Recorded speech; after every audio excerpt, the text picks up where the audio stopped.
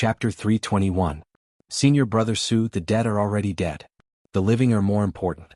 Take a look at how to distribute the black crystal aquatic grass. As Yunjioga spoke, he poured out the black crystal aquatic grass from his storage bag. She had purposely dove into the deepest part of the black water pool and found a patch of black crystal aquatic grass that was over 100 years old. She even picked the best quality ones. Each of the black crystal aquatic grass was 3 feet long and completely black. They shone faintly even after leaving the water. It was obvious that they were of the highest quality. These black crystal aquatic grass are of high quality. Everyone only needs one. Su Junqing focused and distributed the black crystal aquatic grass. The human-sized black crystal aquatic grass was distributed to more than 700 disciples. There was still a large pile left. Su Junqing naturally had to take care of the rest. At this time Yunjioga spoke, "Why don't we give everyone one more? It's better to be prepared." "That's right, there are still so many left. It's more than enough to give everyone one more." Little Fatty hurriedly agreed. The other disciples naturally agreed as well. What was in their hands belonged to them. If they left it with Su Junqing, they would have to beg him to use it. If they didn't beg, they would lose their lives. Although Su Junqing was unwilling, these black crystal aquatic grass were brought back by Yunjioga. If he wanted to distribute it, he would lose the hearts of the people if he stopped him. "Alright, then everyone will take one more." Su Junqing distributed another round of black crystal aquatic grass. Finally there were only about 10 left. He put them away with a pained expression. Then he ordered, "Everyone rest for 45 minutes. Then we will head to the deathly swamp." Yes. The disciples carefully stored the black crystal aquatic grass in the safest place. Then they checked their storage bags. 45 minutes later they set off on time. After Yunjioga and the others walked through a large wasteland, they finally arrived at the deathly swamp. From afar, it looked like an endless stretch of brown swamp. The swamp looked very calm. There were no mosquitoes, no armored crocodiles, and not even miasma. "Senior Brother Su, is this the deathly swamp? It doesn't look very dangerous." Lu Tian'er looked left and right but couldn't see the aura of death. "There must be a reason behind this. Everyone be careful." After the blood earthworm in the grassland, Su Junqing didn't dare to underestimate this swamp. After he took out the demonic flower bone spur, he thought that it wasn't safe, so he opened a small red pouch covered with runes. A beautiful woman wearing a red palace dress appeared beside him. The girl's face was pale, her eyes were lifeless, her eyebrows were like a painting, and there was a very eye-catching red mole. It was Yi Yunji that had been refined into a yin corpse. "Senior Brother Su, is this your life source yin corpse? It's so beautiful." Lu Tian'er praised. "Now is not the time to worry about this. Everyone, when we enter the swamp, don't panic. Follow me closely." Su Junqing ignored Lu Tian'er's words and instructed the disciples on the matters to take note of when entering the death swamp. Although Su Junqing liked to be flattered, he was very low-key in front of Yi Yunji. If he wasn't worried about getting injured in the swamp, he wouldn't have let Yi Yunji out. Yunjioga's pupils constricted when he saw Yi Yunji. Resentment rushed to his head from the bottom of his heart. If it wasn't for the fact that she couldn't change her expression after being poisoned, her face would have been terrifying. "Senior Brother Yunjioga, what's wrong?" Little Fatty noticed the change in Yunjioga's mood. "It's nothing." Yunjioga looked down, hiding the anger in his eyes. "You also feel that this swamp is very strange, right?" Little Fatty said to himself. He thought that he would see a swamp filled with miasma, mosquitoes flying, and armored crocodiles everywhere. He never thought that it would be this quiet. Anyone would feel that something was wrong. "We still have to go, and no matter how strange it is, there's no point in talking about it." Yunjioga lightly replied. "Junior Brother Yunjioga is right, we've already come this far, there's no point in being afraid. Everyone has high-level black crystal water grass, so as long as we're careful, there won't be any problems. Remember to follow me closely." Su Junqing took out a yellow bead from his storage bag. This was the Earth Spirit bead. It was specially used to test whether it was possible to walk in the swamp. He saw him pour his spirit energy into the Earth Spirit bead and an earthy yellow light filled the air. Some places were very dark and some places were very thin. The dark places were possible to walk while the thin places were the swamp. With this Earth Spirit bead, everyone successfully walked into the swamp. Yi Yunji walked quietly beside Su Junqing. Her red satin shoes were covered in a faint layer of gray air, making it seem like she was floating on the ground. Little Fatty's eyes lit up when he saw this. Previously, Senior Brother Yunjioga had reminded him to gather earth element under his feet, but he had never understood it. Now he suddenly understood. A layer of yellow light appeared under his feet, making it much easier to walk on the muddy path. Use it sparingly, you don't have enough spirit energy, Ice Heart Lotus reminded him. This was not the time to cultivate. Oh. Little Fatty also realized that his spirit energy was depleting quickly, so he immediately stopped cultivating and focused on following the path that Su Junqing had created. From the outside, the swamp looked very calm, but once they entered, they realized that it was extremely hot and stuffy. It was like a steamer, making it hard for them to breathe. Sweat kept flowing out and even drinking water was useless. The path was terrifyingly calm, as if they were walking in a graveyard. There was no sound at all, not even the sounds of insects, fish, birds, or beasts. Senior brother Yunjioga, something doesn't seem right. Little Fatty looked left and right, feeling a chill run down his spine. Yunjioga had been observing the swamp the whole time. When he heard Little Fatty's words, he took out a white feather-like leaf from his storage bag and threw it on the swamp. "What is this?" Little Fatty asked curiously. "This is a white feather leaf, a medicinal herb used to dispel moisture. It can float on water and not sink," Yunjioga explained simply. "Then why did you throw it here?" Little Fatty didn't understand what dispelling moisture had to do with the swamp. "You'll understand later." Yunjioga didn't explain and continued walking with Su Junqing. After walking through another 2 swamps, Little Fatty finally understood what Yunjioga meant. The white feather leaf that he had thrown out earlier appeared in front of him again. "We've been walking in circles," Little Fatty cried out involuntarily. Su Junqing's expression turned ugly when he saw the white feather leaf. If it wasn't for Yunjioga's probing, he would probably have continued to lead the group in circles. "Senior brother Yunjioga, have we encountered a ghost wall? Then what should we do?" The disciples were all panicking, and all of them went to ask Yunjioga, leaving Su Junqing to the side. "This isn't a ghost wall, it should be some kind of illusion technique. As for how to break it, we'll need to borrow senior brother Su's earth spiritual bead." Yunjioga looked at Su Junqing indifferently. She couldn't open her spiritual eye, so she could only rely on external objects. Chapter 322. Su Junqing's expression changed, but he still obediently took out the earth spirit bead. After Yunjioga injected spirit energy into the earth spirit bead, he first sent earth spirit energy in all 4 directions. Following that, he took out a red pill the size of a thumb, crushed it, placed it in his palm and blew it. The red powder drifted away along with the earth's spiritual power and finally gathered in a direction in the west and stopped moving. "I never expected the fantasy-breaking pill to be used like this. What an eye-opener," Ice Heart Lotus said emotionally. His sister-in-law was a level 4 alchemist of the Een Corpse sect. He had been by her side since he was young and thought that he had seen a lot. He never expected that he would gain new knowledge today. "Everyone attack that place with me." Yunjioga was the first to raise a black bone spike and attack the place where the red powder was gathered. Su Junqing also raised his demonic flower bone spike and turned into a black stream of light that followed behind Yunjioga's bone spike. Amidst the rumbling, a dark green flower suddenly appeared in the originally empty place. The stamen of the flower was in the shape of a bloody mouth and it was constantly breathing out black mist.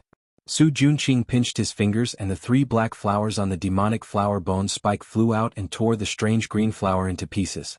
After the illusion was dispelled, the real death swamp appeared in front of everyone. Rolling reddish-gray mist instantly appeared with mosquitoes flying around. The armored crocodiles were at their feet in the swamp, waiting for them to fall into the pot with their mouths wide open. "Ah!" A disciple accidentally fell into the swamp in a panic and was immediately drowned by the armored crocodiles. Yunjioga reacted quickly and shot out a Yinchi rope to pull the person up. In the end, the area below his waist was badly mangled by the armored crocodiles. Many disciples turned pale with fright when they saw the bloody scene. The group began to panic.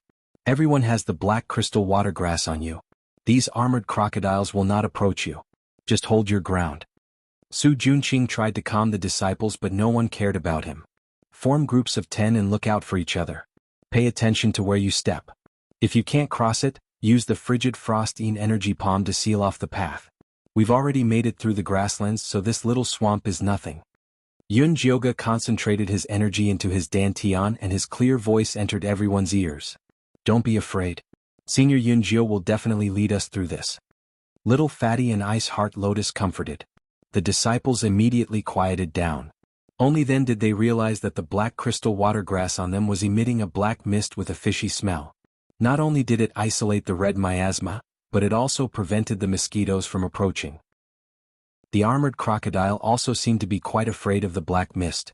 Yunjioga seemed to have forgotten that the Earth Spirit Pearl was borrowed from Junqing. He injected spirit energy into it and continued forward after confirming the path. Yunjioga seemed to have forgotten that he had borrowed the Earth Spirit Bead from Su Junqing.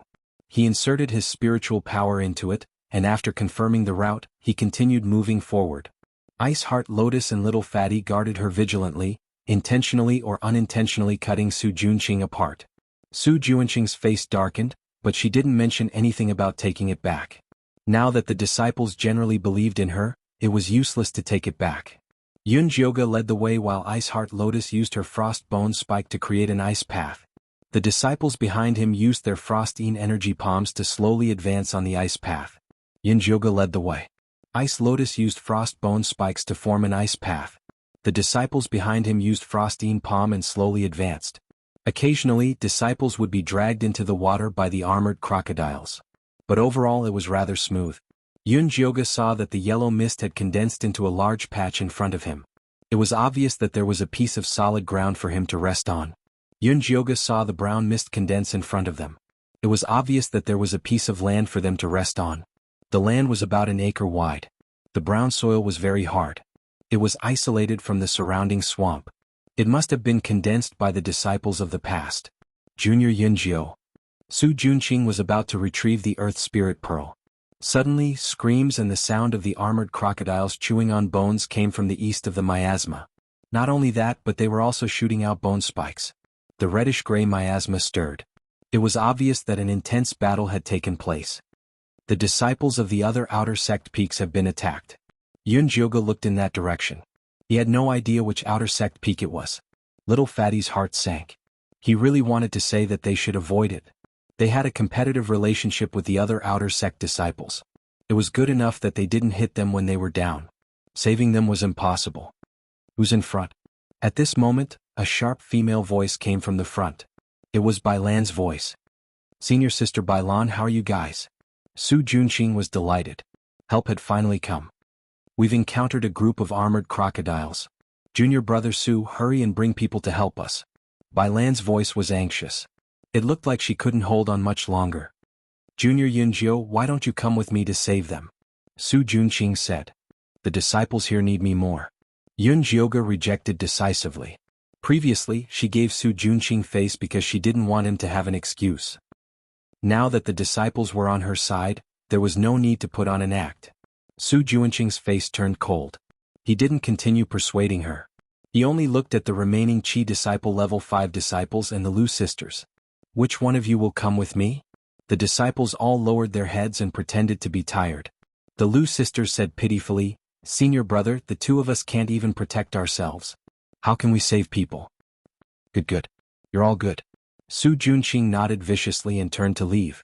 Yi Yunji floated leisurely behind him, her red sleeves gradually disappearing into the miasma. Senior brother Yunjio, Senior brother Su seems angry. Little Fatty was a little worried that Su Junqing and Bailan would come back and cause trouble. We'll deal with it when it comes. Yunjioga wasn't afraid of them. Not long after, Su Junqing brought Bailan and the rest to this small piece of land. There were originally 1,000 disciples on peak number 3. Now there were only 300 or so left. None of the rank 2 disciples were left. Apart from Bailan, the 300 people were all in a sorry state. They all had injuries on their bodies. It was obvious that they had experienced countless bloody battles. Junior brother Su is really capable. Bailan looked at the remaining 700 people on peak number 2. She was extremely shocked. This time, when they entered the small mystic realm, the situation they encountered was completely different from what the sect had provided. There was danger everywhere. She had relied on a rank 3 corpse Qi ghost lantern to protect so many high-level disciples.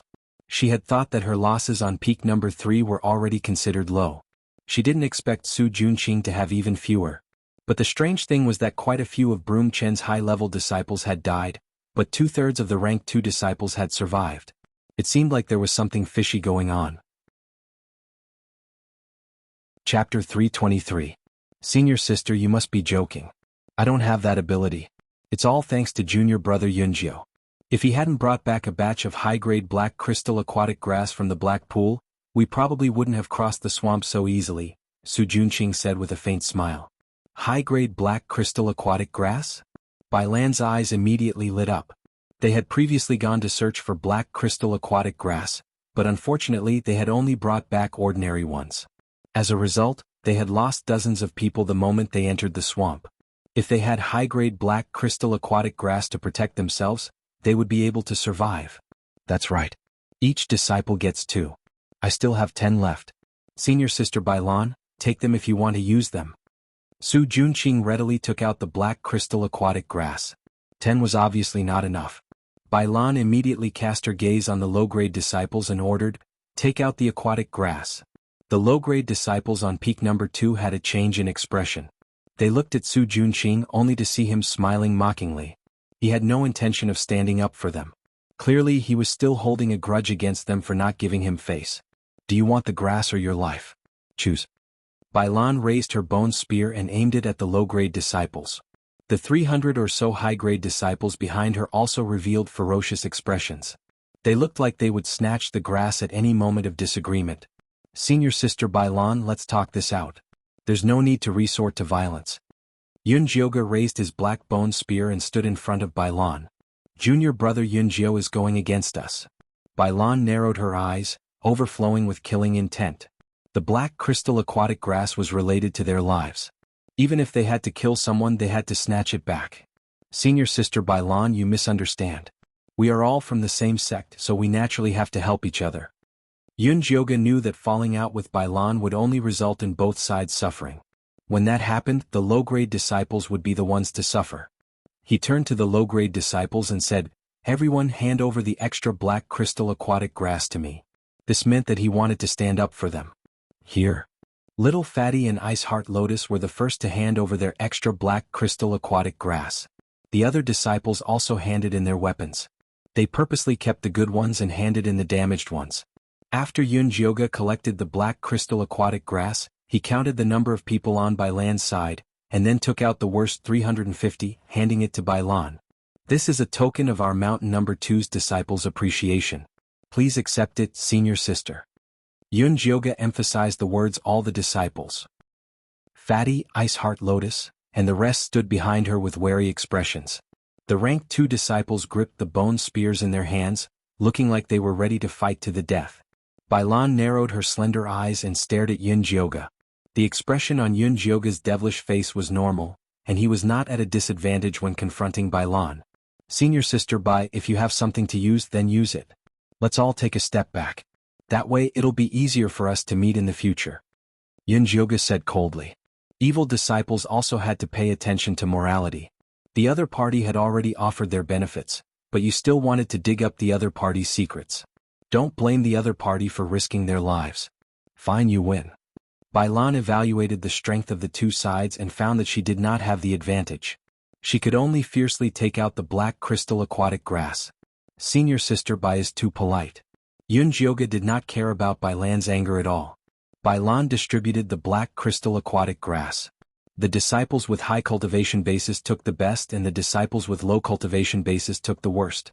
The remaining disciples of the third peak had the lowest cultivation base at the third level of Qi disciple.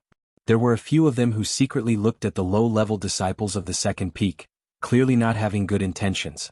The low-level disciples had been moving in a group the entire time, but seeing these evil gazes, they hugged even tighter. Bai Lan did not care about the actions of these disciples. She enviously said to Su Junqing, "Your Yin corpse is really not bad. If it wasn't for Yi Yunji spitting out the Yin spirit cold Qi to scare away those armored alligators, another group of disciples of the third peak would have died. It would be great if she could have a Yin corpse like this. Senior Sister is too kind." Su Junqing humbly said.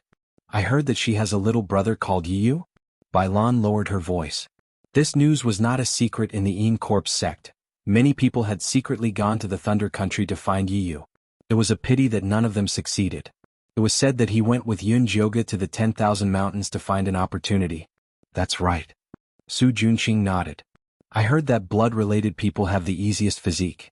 You are most familiar with the Yi clan, why don't you tell Senior Sister some information? Senior Sister won't forget your kindness. Bai Lan said with a charming gaze. Senior Sister, it's not that I don't want to help you, it's that I don't know where Yiyu went. Su Junqing had a helpless expression. He already knew that the chances of him taking down Yi Yu was very small. This was because even Elder Mo Hua had sent people to the 10,000 mountains to find him. The two of them were focused on their conversation and didn't notice that Yi Yunji's eyes flashed with a sharp light. Her red sleeves were tightly clenched. Yun Jioga had been secretly paying attention to Yi Yunji's movements, so he naturally noticed her abnormality. It seemed that Yi Yu was indeed Yi Yunji's reverse scale. Even though the power of the treasure map had been sealed, it still affected her. Yun Jioga was afraid that Su Junqing would notice Yi Yunji's abnormality, so he hurriedly said, "Everyone is almost done resting, let's get ready to set off. Junior brother Su, there aren't many disciples left on both sides, why don't we join together?"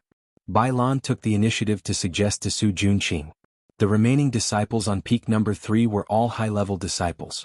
After joining peak number 2, they would naturally be able to crush those low-level disciples. Su Junqing was about to agree when he heard Yun Jioga say, "There's no need. You go your own way, I'll go mine. It's best if we don't interfere with each other." "Why, are you in charge of peak number 2 now?" Bai Lan raised her brows and glanced at Su Junqing. Before Su Junqing could say anything, all the disciples on peak number 2 responded in unison, "We'll listen to senior brother Yun Jioga." Su Junqing's earlier actions had already bitterly disappointed them, not to mention that Yun Jioga had helped them through this entire journey. No wonder. "Senior sister Bai, as you can see, I've been robbed of my power." Su Junqing laughed coldly, but he was in no hurry. The true danger of the little secret realm was with the human-faced peach. Even if Yun Jioga took the position of leader, he would not be able to deal with it. "Junior brother Yun Jioga is really bold, but I like it." Bai Lan threw a no at Yun Jioga. After relieving her worries, she was finally in the mood to flirt with men. Yun Jioga faced her coldly and did not reply. He called for Ice Heart Lotus, Little Fatty, and the rest to prepare to set off. "Junior brother Yun Jioga, are you really not coming with us?" Bai Lan asked, unwilling to give up. She also could not understand why junior brother Yun Jioga would be so protective of those low-level disciples when they were all trash. Yun Jioga used his actions to express himself, leading the disciples on peak number 2 in another direction and leaving. Chapter 324. Tisk, junior brother Su sure has a good temper. Are you really going to let an outer disciple walk all over your head like that? Bai Lan felt that Su Junqing was really a coward. He couldn't even watch over the disciples he was leading. What else could he do? Picking the human-faced peaches is the most important thing. When the time comes, he'll understand. Su Junqing laughed coldly. That's true. Bai Lan looked at the disciples behind her. She didn't know how many of them would survive the last round.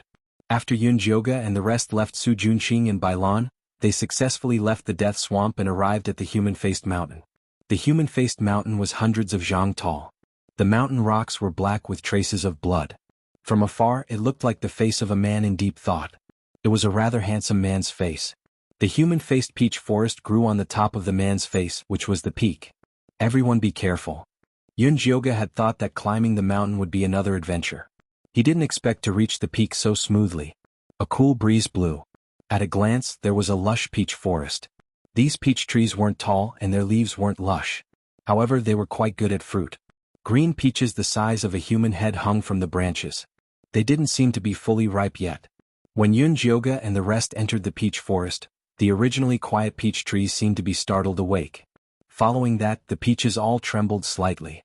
Faces appeared on them, opening their eyes and looking at them greedily. Among them were wrinkled old men and women, young men and women with smooth skin, and adorable little children. Although there were all kinds of faces, all of them had a ferocious expression. They looked at Yun Jioga and the rest like they were looking at prey. These peaches looked so disgusting. Lu Tian'er had a look of disgust. She couldn't imagine how she was going to swallow them. Senior brother Yun Jio, should we pick them now? Little Fatty didn't find it disgusting. As long as it was helpful for cultivation, he could swallow it no matter how disgusting it was. However, these human-faced peaches were mainly for eating corpses. Living people couldn't eat them. Everyone checked the surroundings carefully. See if there are any demonic beasts guarding. Yun Jioga felt that this human-faced peach forest wouldn't be so simple. She led Little Fatty, Ice Heart Lotus and company around twice but did not discover any traces of demonic beasts nearby. The entire peach forest was even quieter than a graveyard. Senior brother Yun Jio, the people from Peak 1, Peak 4 and Peak 5 are here, Lumiere said, pointing at the foot of the mountain. Yun Jioga walked over to take a look and saw that a large group of outer court disciples had already arrived at the foot of the mountain and were preparing to climb up. "Senior brother Yunjio, let's hurry up and pick the peaches," little Fatty said anxiously. "Otherwise, it would be another round of fighting once the other disciples arrived. There's no rush. I'll try picking one first." Yunjioga took the lead. She first summoned 3 bone spikes and placed them around her body. Then she carefully walked towards the human-faced peach. Finally, she chose one that looked like a beautiful peach and slowly stretched out her hand. Before she could even touch the peach, she was hit by a stone. Yun Jioga turned his head to look and saw a figure standing on the peach tree. He had gray hair and gray eyes, and there was a drop of blood between his eyebrows. He was beautiful yet strange. Who else could it be but Teacher Zishang? Reaching out to pick it? You're too daring. Zishang came to Yun Jioga's side and tried to grab her waist. "Why are you here?" Yun Jioga slapped Zishang's hand away. This guy had mysteriously slipped away halfway. If he didn't give her an explanation, he wouldn't be able to get close to her. "I found something good here. You'll definitely like it." Zishang blinked his gray eyes, looking as if he wanted to know. "How do you know I'll like it?" Yun Jioga rolled her eyes. "If you want to say it, then don't. Are you really not going to ask? These human-faced peaches are very interesting." Zishang continued to tempt her. "Such a large peach forest is right here. Can't I find it myself? Why would I ask you? If he couldn't find it, then so be it." In any case, she wouldn't let Zishang do as he wished. "Tieske, little Jioga is getting less and less cute." Zishang shook his head. This girl was getting harder and harder to please. "It's better if you don't love me."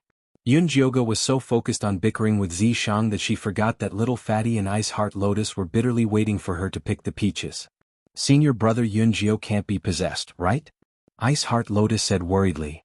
"Don't worry. I'll try using a big move." Little Fatty was an impatient person. He immediately raised his mountain bone spike and flew towards Yun Jioga. Yun Jioga subconsciously released a gray light, sending little Fatty's mountain bone spike flying. Plop. The peach on the head of an old man with a face full of wrinkles fell to the ground after being cut off by the mountain bone spike. Yun Jioga was about to pick it up when Zishang pulled her back. The next moment, the old man's eyes turned blood red. He flew towards little Fatty at an unbelievable speed. "Be careful." Ice Heart Lotus pushed little Fatty away and raised her frost bone spike. She had been condensing ice to help everyone on their journey. Her speed had also been trained. The cold air instantly froze the old man's head. CK, what kind of freaking peach is this? It can even fly. Little Fatty still had a lingering fear. He felt that the peach was no better than a demonic beast. Just as he finished speaking, Ice Heart Lotus suddenly shouted, "Not good." The human-faced peach actually broke through the ice seal and pounced on a low-level disciple.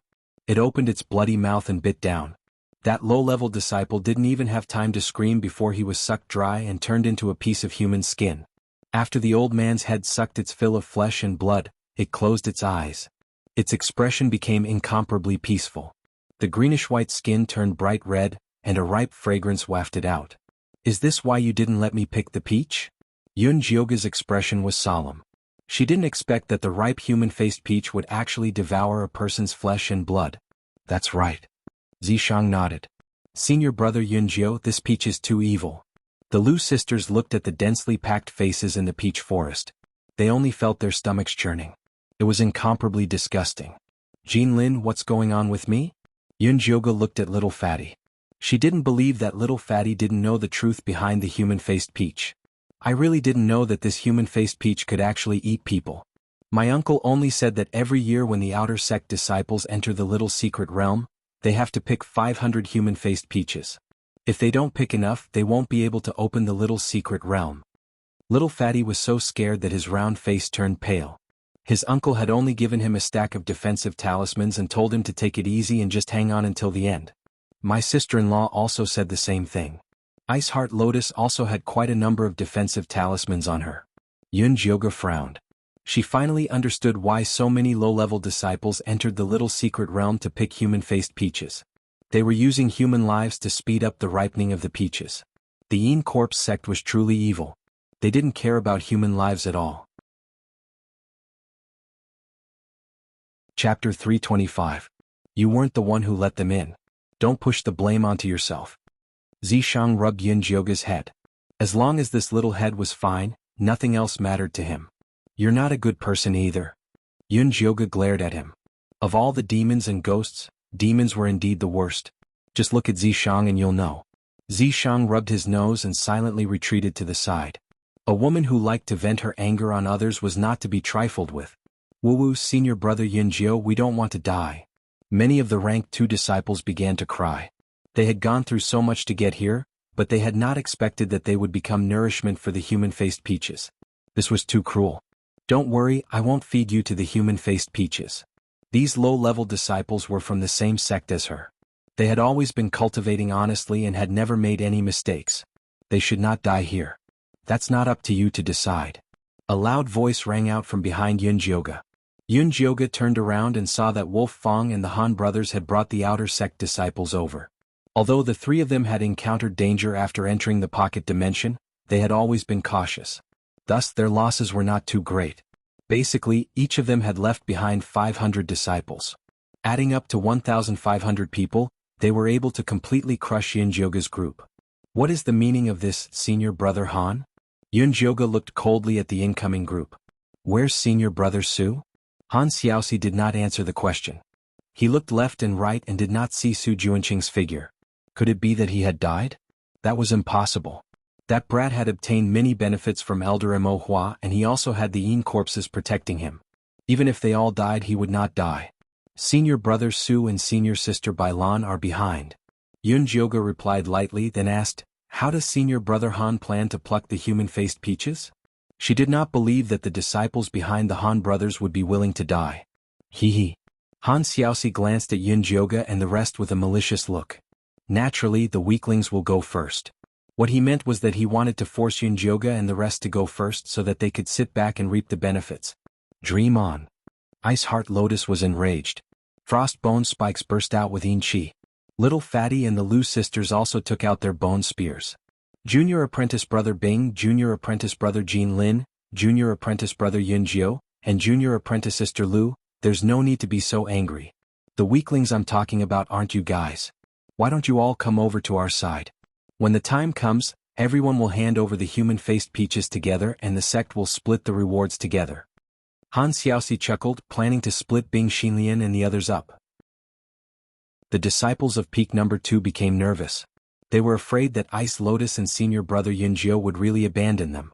Yun Jioga nodded and said, senior martial brother Han is right, the weak go first. Senior brother Ninth Cloud. Ice Heart Lotus widened her eyes in disbelief. She could not believe that the person she admired would be so heartless. Yun Jioga ignored him and continued to speak to Han Xiaoxi. So, you guys go first. What? Han Xiaoxi thought he had misheard. Didn't you say that weaklings go first? Yun Jioga raised his eyebrows and glanced at him with disdain. Then why don't you hurry up and go in to pick the peaches? Before Han Xiaoxi could regain his senses, the disciples of peak number 2 were already cheering. Ice Heart Lotus and Little Fatty even pointed their middle fingers at Han Xiaoxi excitedly. Coward, weakling, you guys go first. I say, junior brother Ninth Cloud, are you blind or did a donkey kick you in the head? Can't you tell who's the weak one? Han Xiaoxi was so angry that he laughed. Ignoring the strength of the 2 brothers and Wolf Fong, the disciples behind them had all been eliminated through several dangerous situations. Even the weakest among them was Qi Refinement Level 3 and their battle abilities were very strong. Although there were more than 700 disciples on peak number 2, more than half of them were stage 2 disciples. How could they fight against them? Of course, Yun Jioga was not kicked by a donkey. At that moment, Zishang was squatting on a tree not far from Wolf Fong and the Han brothers. With a single command from her, she could chop off their heads and feed them peaches. However, Yun Jioga did not want to do that. She took out her bone spear and said to the Han brothers, we'll know who's stronger after a battle. Alright then let us fight you. Han Xiaodong jumped out first. 2 against 1. Aren't you too shameless? Ice Heart Lotus said angrily. We brothers have always fought together. If you're afraid of death, just admit defeat. Although Han Xiaodong looked like a butcher, he was actually very cunning and never underestimated his enemies. No matter who he faced, he would fight together with his brothers. Senior brother Ninth Cloud, I'll fight with you. Ice Heart Lotus pulled out her bone spear, looking full of fighting spirit. There's no need. Stand down. Yun Jioga had her own reasons for challenging the Han brothers. She was not acting on impulse. Junior brother Ninth Cloud, you have guts. Han Xiaodong gave a thumbs up. Before he finished his sentence, a bone spear that looked like a dog-beating stick smashed towards her face. Han Xiaoxi also took out his bone spear to seal off Yunjioga's path. The two brothers attacked without even saying a word. They were extremely despicable. If it were anyone else, they would have fallen for it. Thankfully, Yunjioga was prepared. With a wave of her psychedelic bone spear, a black mist instantly spread and covered her figure. The Han brothers immediately became cautious when their attacks missed. They immediately recalled their bone spears and carefully examined the black mist in front of them. Zishang, come in. Yunjioga silently called out to the mark. What's the matter? Zishang jumped into the black mist from the tree. When I attack later, help me hold the Han brothers in place. However, don't let them notice anything amiss. Yunjioga did not have time to waste with the two brothers. She had to strike them with one strike and completely scare them. However, she could not do it with her current strength. She could only ask Zishang for help. Where's the reward? Yunjioga had not asked him for help in a long time. He would be a fool if he did not seize the opportunity to ask for the reward. For you. Yunjioga generously wrapped her arms around Zishang's neck and kissed him on tiptoe. Zishang's left hand embraced her waist and deepened the kiss while his right hand groped her body. The Han brothers never expected their opponent to be in the mood to hide in the black mist and kiss in such a tense battle atmosphere. Furthermore, his actions were getting more and more erotic. Xiaoxi, why don't we force our way in? Han Xiaodong looked at the calm black mist solemnly. The bone spear in his hand shone with a cold light. Back when he and his younger brother wandered about, they were chased by people and dogs. They had suffered countless hardships, so when he was refining his bone spear, he subconsciously refined a dog-beating stick. Let's go. Han Xiaoxi nodded without hesitation. Chapter 326. The Han brothers were tough. No matter what kind of strong opponent they faced, they would always attack, and attack. Not to mention that their current opponent was only an outer disciple at the third stage of Qi disciple. If they still cowered like this, wouldn't they be a laughing stock? The two brothers raised their bone spikes at the same time and attacked the black mist one after the other. Inside the black mist, Yunjioga was dizzy from Zishang's kisses and was desperately trying to push his chest away. This guy was really insatiable. She just wanted to kiss him once and he actually stuck his tongue in. Now he was still hugging her tightly and wouldn't let go. Now that the Han brothers were here, what did he want? Zishang was addicted to kissing her and couldn't bear to let her go. His left hand tightened and his right hand waved casually. The black mist from the bone spikes expanded and instantly engulfed the Han brothers. Then Yunjioga's four bone spikes, bone breaker, hallucination, venom, and bloodthirst, shot out terrifying rays of light and sent the Han brothers flying. The Han brothers fell face down and dug two deep ditches in the ground. Finally they crashed into the rock wall and fainted. Silence. Deathly silence. Ice Heart, Lotus and Fatty's cheers were stuck in their throats. The Lu sisters' eyes widened and they looked like they were about to explode. Wolf Fong stared at the four bone spikes hovering above the black mist. Although they were beyond recognition, he could still recognize them as the Gale Wolf bone he sold to the mysterious masked man. So this junior brother Yunjio was the expert who helped him remove the poison. Wolf's deep eyes stared at the black fog that was constantly rolling. Although he couldn't see anything, he could imagine the devilishly beautiful junior brother Yunjio standing there in high spirits. High spirits. This was a huge misunderstanding. Yunjioga was kissed so hard that she wanted to bang her head against the wall. She could tolerate having sex with Zishang in the wild, in a cave, or even with a horse, but she couldn't tolerate having sex in front of thousands of people. Although the black mist was blocking it, it was still very embarrassing. Fortunately, Zishang knew Yunjioga's bottom line. Although he felt that there was nothing wrong with having a round of dual cultivation here, he did not dare to really anger Yunjioga. In the end, he reluctantly let go of her. F***ck, this old lady is begging you again? Stab my eyes and break my little dick. Yunjioga fiercely wiped her mouth. Even if she had to fight the Han brothers to the end, it would be better than being trampled on by him. Keep your eyes. You can cut them when they grow out. Zishang laughed like a cat that had stolen a fish. Laugh your ass. Yunjioga glared at him. After retrieving the psychedelic bone spike, the black fog immediately dissipated. Senior brother Yunjio, are you alright? The Lu sisters, Ice Heart, Lotus, and Little Fatty immediately surrounded him. I'm fine. Yunjioga tried to put on a cold expression.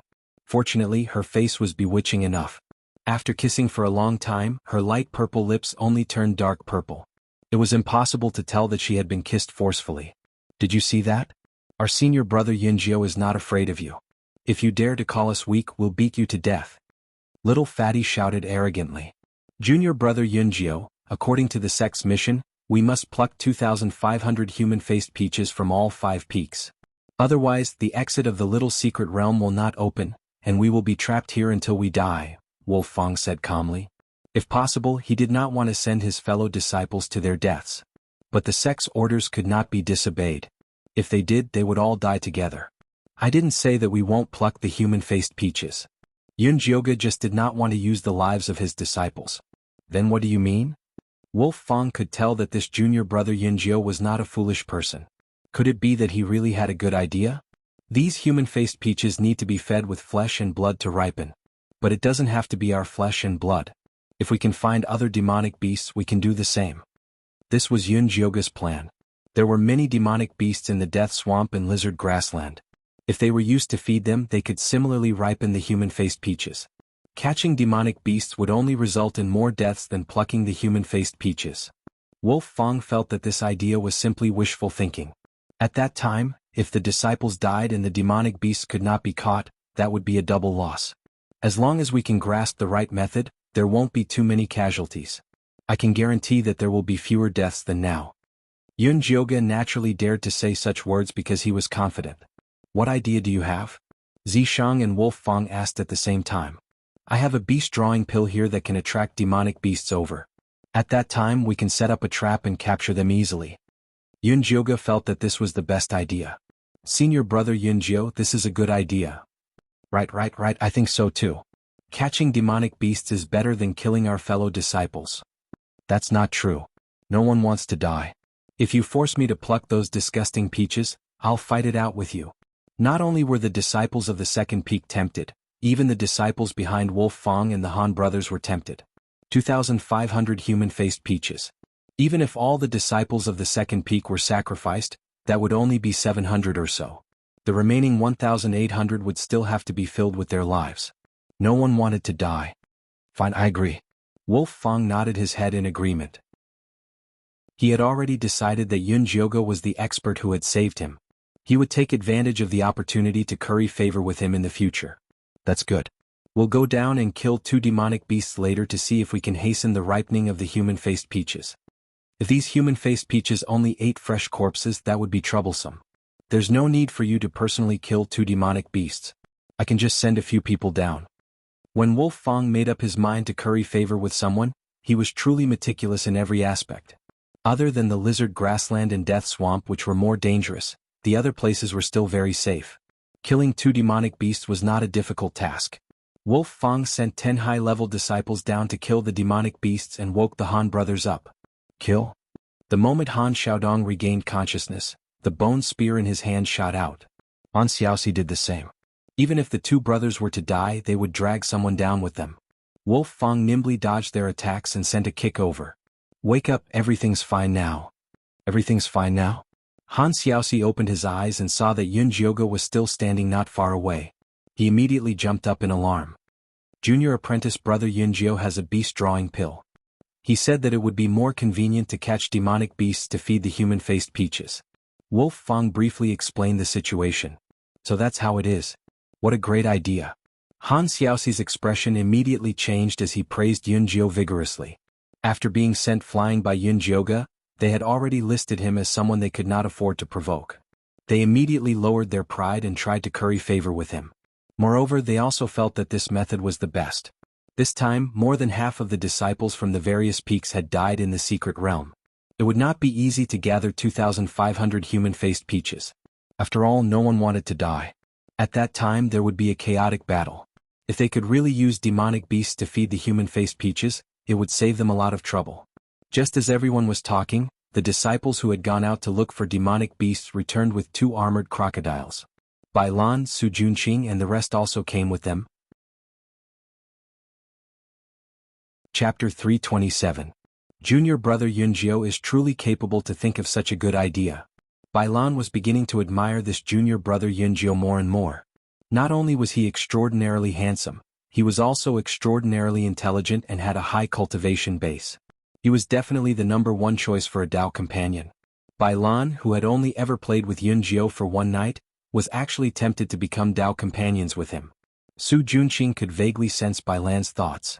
His jealousy intensified, and his desire to kill intensified. Yi Yunji seemed to have sensed his thoughts, and a sharp glint flashed across her empty eyes. Cut the crap, hurry up and give it a try. The Han brothers hurriedly called for the disciples to bring the carcasses of the armored crocodiles over, and then placed them before Yun Jiugu fawningly. Junior brother Yun Jiu, I'll have to trouble you. Yun Jiugu did not decline. She drew a line on the carcasses of the 2 armored crocodiles before throwing them into the peach forest. Then she directed the bone spears to cut off the peaches from the 2 children's heads and let them land on the carcass. The eyes of the 2 children immediately turned bloodshot, and they pounced towards the smell of blood, sucking the carcass dry in an instant. Finally they closed their eyes and matured peacefully. With a wave of his hand, Yun Jiugu summoned the 2 human-faced peaches back. After a careful look, he passed them down to Wolf Fong and the Han brothers for inspection. It works. Wolf Fong confirmed that the carcasses could also mature the human-faced peaches. The Han brothers nodded in agreement. That's great. The Lu sisters held each other's hands excitedly. Being able to avoid a chaotic battle was also a great benefit to them. The lower-level disciples let out enthusiastic cheers, as if they could already see the light of victory. Junior brother Yun Jiu, then you should start sending out the beast-attracting incense now. Wolf Fong's intention was for the various peaks to act separately.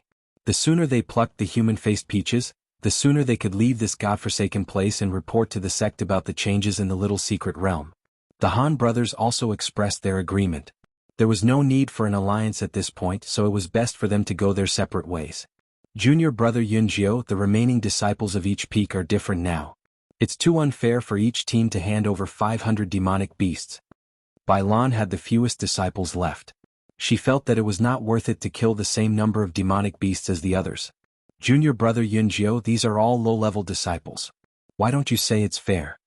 Han Xiaoxi couldn't stand Bai Lan's haggling. That's right. That's why I think it's better to split the disciples from each team equally. That's the fairest way. Bai Lan wanted to use some low-level disciples from Peak 2 as cannon fodder.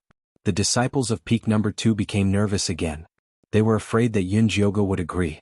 After all, this suggestion sounded quite fair. There's no need to split them. We'll split them according to the number of people. Everyone will get 1 Yao beast. If someone hunts a lot of them, they can sell them to others. Yun Jiugu didn't think that giving out his disciples would lessen the pressure. He might as well keep them all. That's fine too. Bai Lan immediately agreed. If they handed it over according to the number of people, the ones with higher cultivation would definitely have an advantage. Wolf Fong and the Han brothers did not say anything. This suggestion was more beneficial to them. At the very most, they could kill a few more beasts and give them to junior brother Yun Jiu as compensation. That way they could do him a favor. The beast-attracting incense I refined is very powerful. Every time I release 1 incense, it can attract over 100 demonic beasts. The beast-drawing incense that Yun Jiugu refined did not look very eye-catching. It was black and only the size of a thumb. However, it was very useful. Once it was ignited, it would release a fragrance filled with the scent of a female. All the male beasts within a 2-mile radius would be attracted by the fragrance. Junior brother Yun Jiu, don't worry. We definitely won't waste these beast-drawing incenses. The Han brothers stared at the beast-drawing incense without blinking. Junior brother Yun Jiu's pills, what else do we have to doubt? Bai Lan extended her hand towards Yun Jiugu with a smile. This beast-drawing incense is made from the essence blood of a female fragrant beast. You know that this female fragrant beast is worth 1,000 spirits. That bit of essence blood is not easy to get. Yun Jiugu played with the beast-drawing incense in his hand and refused to hand it over. Actually, she had only used a bit of the essence blood of the female fragrant beast to refine these pills. The rest was supplemented with medicinal herbs, so the cost was not high. However, it was impossible for her to give it to these people for free. Junior brother Yun Jiu, how much do you intend to sell it for? Wolf Fong asked directly. Junior brother, we are not rich. You can just collect as much as you want, the Han brothers said bitterly. It's fine if it's too expensive. We can't afford it. Bai Lan was also reluctant to spend this money. We are all disciples of the same sect. Why would I take your money? The cost price is 1,000 spirit jade each. This price was considered fair. Yun Jiugu was only earning half of it. We will take 5. Wolf Fong took out 5,000 spirit jade without hesitation. Senior brother Wolf Fong is really straightforward. I admire you. Yun Jioga was in a good mood as he handed over 5 beast drawing incense. Wolf Fong took the incense and checked it.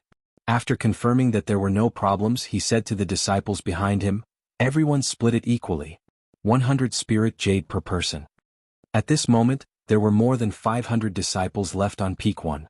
Wolf Fong could still earn some hard work if each of them were to pay 100 spirit jade. 100 spirit jade was not expensive. These disciples were all convinced. The Han brothers and Bailan followed suit and each bought 3 beast drawing incense from Yun Jioga. Then they each took 100 spirit jade from their subordinates. On peak 2, Little Fatty had already taken the initiative to help Yun Jioga and his disciples collect the spirit jade. Some low-level disciples who did not bring enough spirit jade would use contribution points or other materials as collateral. The atmosphere was very lively. Su Junqing naturally did not have the qualifications to take the beast drawing incense. Everyone had already tacitly agreed that the leader of peak 2 was Yun Jioga. Su Junqing's thumbnail pierced deeply into his palm. He kept telling himself to endure. When the human-faced peaches ripened, he would definitely let these fellows know his prowess. Yi Yunji stood beside him. A sharp glint flashed in her eyes. "Junior brother Yunjio, I will go to the north," Bailan said after keeping the spirit jade. The east was the lizard grassland and the south was the death swamp. The west and north were much safer in comparison. "I will go to the east." The evil weapons in Wolf Fong's storage bag had a suppressive effect on the blood earth dragons in the lizard grassland. "Junior brother Yunjio, where are you going?" Han Xiaoxi asked carefully. Although they had more people and higher cultivation, they should be going to the death swamp. But junior brother Yunjio might have other plans. "I will go to the south." Yun Jioga's side had more than 700 people. They needed the most demonic beasts. They did not know what the situation was like in the west. The death swamp was more abundant in demonic beasts. Moreover, with Zishang protecting them, she felt that there would not be any big problems. Zishang patted her head in approval. "Good job." Although Yun Jioga did not know why Zishang was so enthusiastic, he felt more at ease. Chapter 328. Junior brother Yunjio is indeed righteous. Han Xiaodong gave him a thumbs up, looking like he was impressed. However, it was unknown how much sincerity was in his words. "Senior brother Han, you flatter me," Yun Jioga replied plainly, then said to the crowd, "Let's meet here in 5 days. 5 days was enough time to kill the demon beasts. Most importantly, the mystic realm would open in 10 days, so they had to prepare in advance." "All right." The people of Wolf Fong's sect nodded and bade farewell. Yun Jioga led the disciples of peak number 2 towards the east. "Senior brother Yunjio, can we really kill that many demon beasts?" Lu Tiana was not confident. There were too many low-level disciples here. A few armored crocodiles could kill them all. "You'll know when the time comes." There was no use in talking. Facts spoke for themselves. After Yun Jioga led the people down the mountain, they began searching for a suitable place to set the trap. It has to be about 1 kilometer away from the death swamp. It's best if it's not too flat and empty. Yun Jioga briefly explained the requirements of the trap. Little Fatty and Ice Heart Lotus immediately began searching. Unfortunately, the spots they found were not ideal. "This is not bad." Zishang walked around and finally chose a light brown marsh. Yun Jioga went over to take a look. The marsh was about half an acre wide and 1 person deep. It was diagonal to the death swamp. It was exactly 1 kilometer away and there were many weeds and rocks around it. The armored crocodiles would need to spend some effort to climb over. It was a very good spot. "Let's set the trap here." Yun Jioga was very satisfied with the marsh. She gathered the disciples of peak number 2 and arranged them into 5 teams according to their elemental attributes. As the Yin Qi was of the earth attribute, the disciples with the earth attribute were the most. There were more than 300 of them. The next most were the ones with the wood attribute. There were also more than 200 of them. There were more than 100 metal, water and fire attribute spiritual roots. Ice Heart Lotus was the only one with the ice attribute. "Senior brother Yunjio, these armored crocodiles have thick skin and extremely high defense. It's very difficult for our attacks to penetrate their skin." Lume spoke from the bottom of her heart. The bone spikes of these rank 2 disciples were the ones given by the sect. They had very low attack power. It would take 100 people to kill 1 armored crocodile. Gathering 700 would be a huge problem. The armored crocodiles have high defense but their spirit power is very weak. We just need to destroy their consciousness. Yunjioga had naturally researched the weaknesses of the armored crocodiles. How are we going to destroy his consciousness? The disciples looked at each other, feeling as if they were listening to a heavenly book. Everyone should have learned the corpse control curse before, right? Yunjioga asked. Yun said. The Lu sisters nodded. This corpse control incantation was the Yin corpse sect's most basic incantation and could be exchanged for with 10 contribution points. Although most of the disciples did not refine their own Yin corpses, they would still learn this incantation, hoping that one day they would be able to find a good Yin corpse and walk on the path of being able to call the wind and call the rain. But the one controlling the seventh ant was the Black Fiend sect. These low-level disciples couldn't compare to them. They needed to use a special method. Disciples with the same spirit roots, split into groups of 10. Then practice using the corpse control curse like how we attacked the Yin ghost. As long as these disciples could meet this requirement, they could increase the corpse control curse's power by 5 times. Killing the armored crocodiles wouldn't be a problem. This method sounded simple, but it required a high level of cooperation and absolute trust. These low-level disciples would go to the Yin Chi cemetery every day after entering the sect, so their cooperation was very good. With Yunjioga's protection, he didn't have to worry about being stabbed in the back. That was how he met the requirements. The Lu sisters and Little Fatty felt that Yunjioga's idea was reliable and immediately became excited. They all had earth spirit roots, so they each formed a group of 10. This was the fastest and had the best results. The other disciples followed suit and quickly got into the zone. Then what do we need to do? Ice Heart Lotus wasn't willing to be a wallflower on the side. You guys are in charge of guarding the side. When the time comes, we'll need to rely on your frost chi to control the armored crocodile's movements. Yunjioga also gave Ice Heart Lotus a task. He wanted her to lead the remaining disciples in charge of defense. No problem. Ice Heart Lotus readily agreed. The Frost Yin Chi Palm was a routine they were used to, so it was very easy to organize. But the most important thing now is to set up this trap. Yunjioga led the disciples to widen and deepen the depression. Then he took out a bunch of gray stones and a bunch of yellow weeds. Isn't this gray stone and dry yellow grass? What does senior brother Yunjio plan on doing with them? Ice Heart Lotus had done some research on herbs and ores. Put some into the depression to add some ingredients to the armored crocodiles. Yunjioga said while organizing. These 2 herbs and ores were discovered by pill masters. Unfortunately, they didn't have much use in alchemy. In the end, they were only used to glue stones together when building houses and walls for nobles. Yunjioga got the fire spirit root disciple to melt all the gray stones. Then he mixed it with the dry yellow grass and slowly poured it into the depression. The calm depression immediately started to bubble. The already sticky soil became even thicker and even more sticky. No matter how strong the armored crocodiles were, they wouldn't be able to climb out of the depression easily. Alright, everyone hide. I'm going to release the beast-attracting incense. Attack together when I give the order. Yunjioga ordered. All the disciples immediately split into groups of 10 and spread out. These low-level disciples didn't have much attack power, but they were very good at hiding. Many of them even brought concealment equipment in their storage bags. In an instant, the empty wasteland was filled with rocks of all sizes and lush saplings. It was difficult to hide from high-level cultivators with these crude disguises, but it was not a problem for them to hide from the armored crocodiles. Yunjioga also stabbed his 4 bone spikes into the ground and released Yin Chi to hide his human scent. She waited for all the disciples to hide before lighting up the beast-attracting incense in front of the depression. Green smoke curled up and spread out with a fishy and sweet smell. This beast-attracting incense is not bad, right? Yunjioga asked Zishang confidently. Zishang took a sniff and shook his head. The smell is just so. No way. Yunjioga also went forward to take a sniff. It smelled really good. Although it was her first time lighting it, in theory, it shouldn't be a problem to attract beasts.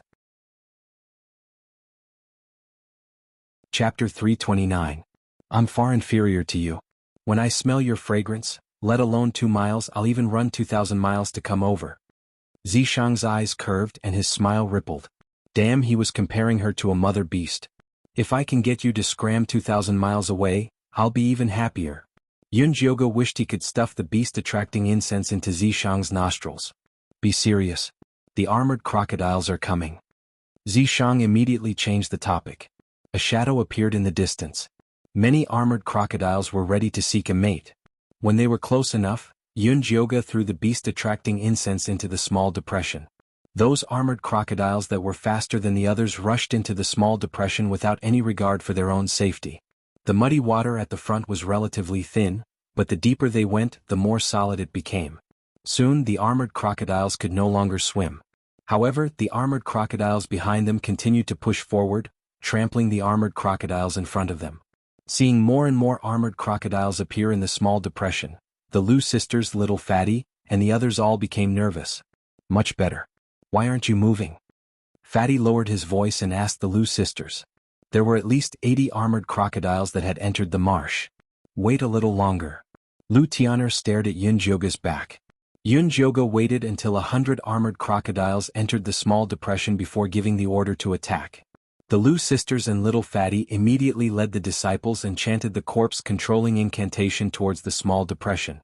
Although the corpse control curse could guide the disciples' thoughts to attack the armored crocodile, whether or not it would succeed depended on the contest of consciousness.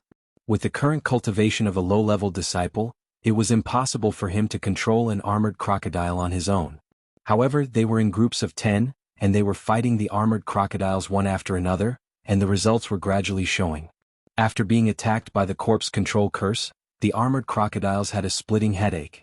They desperately tried to escape, but unfortunately, they were firmly trapped in the mud. Lil Bing stopped the ones behind us. Yun Jioga pointed at the 40 or so armored crocodiles crawling behind them.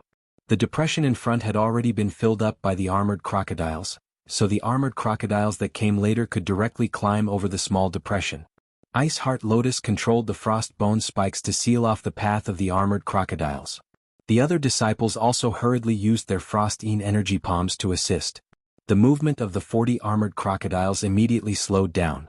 Aren't you going to try using the corpse control curse on them? Zishang asked Yun Jioga. My corpse control spell doesn't work either. Even though Yun Jioga had learned the spell, she had never used it on a dead body, so she was not confident. Killing the fish with brute force was more suitable for her. You're someone with a 1,000-year-old corpse. How can you not do it? Zishang placed his palm on Yun Jioga's back and said, Close your eyes and try it. You will discover a different world. All right. Yun Jioga trusted Zishang. She closed her eyes and started chanting the corpse control incantation. Incantations came out of her mouth one after another. At first she was a little jerky. But very quickly, a mysterious power came from Zishang's palm and entered her body. The scene before her turned white. The armored crocodiles were very conspicuous against the white background, like little black dots. The black light from the corpse control spell circled around them like big sharks looking for prey. Yun Jioga subconsciously used the corpse control incantation to attack the little black dots. Pu piu piu. One by one the black dots were destroyed by her. It felt like she had become a god, controlling the life and death of ants. She was even somewhat infatuated with this power. Her attacks became faster and faster. Soon all the black dots were killed by her, but she was still not satisfied. However, Zishang had already retracted his power. Her divine sense had also returned to her body. Yun Jioga slowly opened her eyes and saw the corpses of the armored crocodiles in front of her, as well as Ice Heart Lotus' shocked face. The disciples behind her were also looking at her as if she was a monster. Back at the Human Face Mountain, Yun Jioga had killed the Han brothers in one move. Although it had shocked them, everyone had attributed it to her awesome bone spurs and powerful skills. But now Yun Jioga did not use any external power. She only closed her eyes and chanted the corpse control incantation a few times, and killed the 40 armored crocodiles outside the depression. This was simply a miracle. Yun Jioga was also shocked by the scene she had created. Originally, she had only planned to use the bone spurs to attack and kill as many as she could. She really did not expect to cause such a scene. Do you see this? This is the true essence of the Een corpse sex cultivation method. If you can successfully understand it, it will become your ultimate weapon in the future. Zishang had put in a lot of effort. He had spent a lot of effort to lure Yun Jioga into the Een corpse sect, but she resisted the cultivation method here. She only wanted to cure the poison and leave. It was such a waste. Therefore, he deliberately used this move to shock Yun Jioga. He hoped that she could discover the true essence of the Een corpse sex cultivation method and focus on learning the Een ghost corpse control technique. I don't know what will happen in the future. I only know that if you do this, the Een corpse sect will definitely use me as a great weapon to get rid of. When Yun Jioga thought of the bloody storm that would happen next, she really wanted to beat Zishang to death. We'll talk about it when the time comes. Ever since Zishang discovered the secret of the human face mountain, he changed his plan. He did not want Yun Jioga to keep a low profile anymore. He had enough of being invisible around Yun Jioga. He wanted to leave the mountain and cause trouble. He wanted to announce to everyone in the Yin Corp sect that Yun Jioga was his. Alright, whatever you say. Yun Jioga did not care anymore. Even if the sky collapsed, Zishang would hold it up. Senior Yun Jio, what do we do with these armored crocodiles? Ice Heart Lotus walked over carefully and looked at Yun Jioga as if she was looking at a god. Just put them in a storage bag. Yun Jioga pulled himself together and said. After this batch there were still 5 more batches. Now was not the time to relax. Ice Heart Lotus led the disciples to store the 40 or so armored crocodiles. Many of the armored crocodiles in the small depression were also killed. However, there were still many left. With the Lu sisters and Little Fatty's speed, there was still time to kill. Yun Jioga led Ice Heart Lotus and the other disciples to attack the armored crocodiles. Injuries would also weaken their soul power. They worked until the sky turned dark. The disciples of the second peak finally killed the armored crocodiles in the depression. They were so tired that they sat on the ground. This mental work was much harder than physical work. Furthermore, they had walked through the grasslands, swamps, and human face mountain today. If they did not rest, they would not be able to continue working. Everyone rest well tonight. We will continue working tomorrow. After Yun Jioga gave the order to rest, he brought Ice Heart Lotus to deal with the armored crocodiles in the depression. Chapter 330. The good thing about the depression made by the gray stone and dried yellow grass was that it could be restored to its original state with a sprinkle of spirit powder. But for safety, Yun Jioga still chanted the corpse control incantation around the depression, killing off the armored crocodiles that were not completely dead, before scooping up the corpses. After dealing with the crocodile corpses, Yun Jioga had Ice Heart Lotus organize people to keep watch. The Lu sisters and Little Fatty with earth and with spirit roots were the main force of the work, so they had to rest well. The next morning, Yun Jioga led the group to set traps and kill again. They spent 3 days and finally killed more than 700 demonic beasts. Other than the armored crocodiles, there were also many high-level wolf corpses. These high-level wolf beasts were also attracted by the beast attraction incense. The moment they appeared, they killed a few disciples, scaring the disciples who were focused on chanting incantations. These high-level wolf beasts were cunning, strong spirit power, and fast. Some of the mentally weak disciples wanted to escape. The situation immediately went out of control, and even the armored crocodiles took the chance to charge. Seeing that the disciples were about to be wiped out, Yun Jioga could only summon the profound Yin White Bone Monkey, using Yin Qi to cover the low-level disciples. Then with Zishang's help, she used the corpse control incantation to kill the escaping armored crocodiles, and finally used Ice Heart Lotus to kill the high-level wolf beasts. She single-handedly turned the tide, exposing the profound Yin White Bone Monkey and her true cultivation. Once they got out, they would definitely attract the attention of the Yin Corp sect elders. Yun Jio Shixiang, don't worry, we will definitely tell them about the profound Yin White Bone Monkey. Little Fatty quickly swore, and the other disciples also promised not to reveal her secret. Yun Jioga didn't say anything. They were grateful and of course wanted to help her keep the secret. But it was hard to say after they got out. It was very difficult to shut 700 mouths, but paper could not cover fire. The profound Yin White Bone Monkey would be exposed sooner or later, and she was already prepared. Let's go. Yun Jioga took the spoils and led the second peak disciples up the Human Face Mountain. When they came to the Human Face Peach Forest, they found that there was only Bailan, Su Junqing, and the third peak disciples. Their group had high cultivation, and with 2 leaders their killing power was naturally shocking. But even so, they still lost a few experts. Seeing Yun Jioga and the others arrive so quickly and with so many people, they were all very surprised. Junior brother Yun Jio, have you gathered enough monster corpses? Bailan could not help but ask. Yun Jioga nodded and glanced at Yi Yunji, who was standing behind Su Junqing. Seeing that her face was still expressionless and her eyes were lifeless, as if she had not regained her consciousness, he finally felt a little relieved. How did junior brother Yun Jioga do it? Bailan felt that Yun Jioga was either lying or he really had a secret weapon. You still have the nerve to question someone else's unique secret technique? Aren't you a little too shameless? The Han brothers' voices suddenly rang out. The disciples under the 2 brothers did not suffer any losses. It seemed that things were going smoothly. Bailan was annoyed at the sight of the two brothers. She snorted coldly and did not ask any more questions. Not long after, Wolf also brought people back. Although they were exhausted, they looked satisfied. It seemed that they had gained a lot. Since everyone is here, then let's properly calculate the gains from the monster corpses. The Han brothers called out. Alright, then we'll start with you. Bailan wanted to see how much these two brothers had gained. Then we won't be polite. The Han brothers poured out the monster corpses from their storage bags. They had a total of 1,200 disciples on their two mountain peaks, and they had killed 1,500 monster corpses. There were all kinds of different species. Although they were mostly low-level monster corpses, this result was still not bad. Senior Sister Bai, your team is filled with elites and senior brothers who has a Lifeine corpse. He shouldn't be worse than us. The Han brothers looked at Bailan with provocative eyes. Humph. Bailan naturally would not be worse than the Han brothers. With 300 people, they had killed 500 monster corpses. Although they couldn't compare to the Han brothers, their quality was much better. Most of them were mid and high-level monster corpses. Next was Wolf Fong. They killed even more. 600 people killed 1,200. They were all blood earth dragons, and their corpses were as tall as small mountains.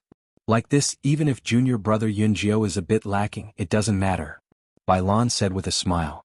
It seems like everyone had a great harvest. Yunjioga opened his storage bag. It was exactly 720. Whether it was quantity or quality, Yunjioga's group was worse than the other peaks. But the second peak only had low-level disciples, so this result couldn't be any better. But although Wolf Fong and the Han brothers were surprised, they had made up their minds to be good friends with Yunjioga, so they didn't ask anything. Hurry up and ripen the human-faced peaches. Su Junqing couldn't help saying this. He couldn't wait any longer.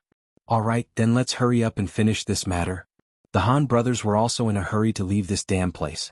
They arranged for the disciples to throw the monster corpses into the peach forest.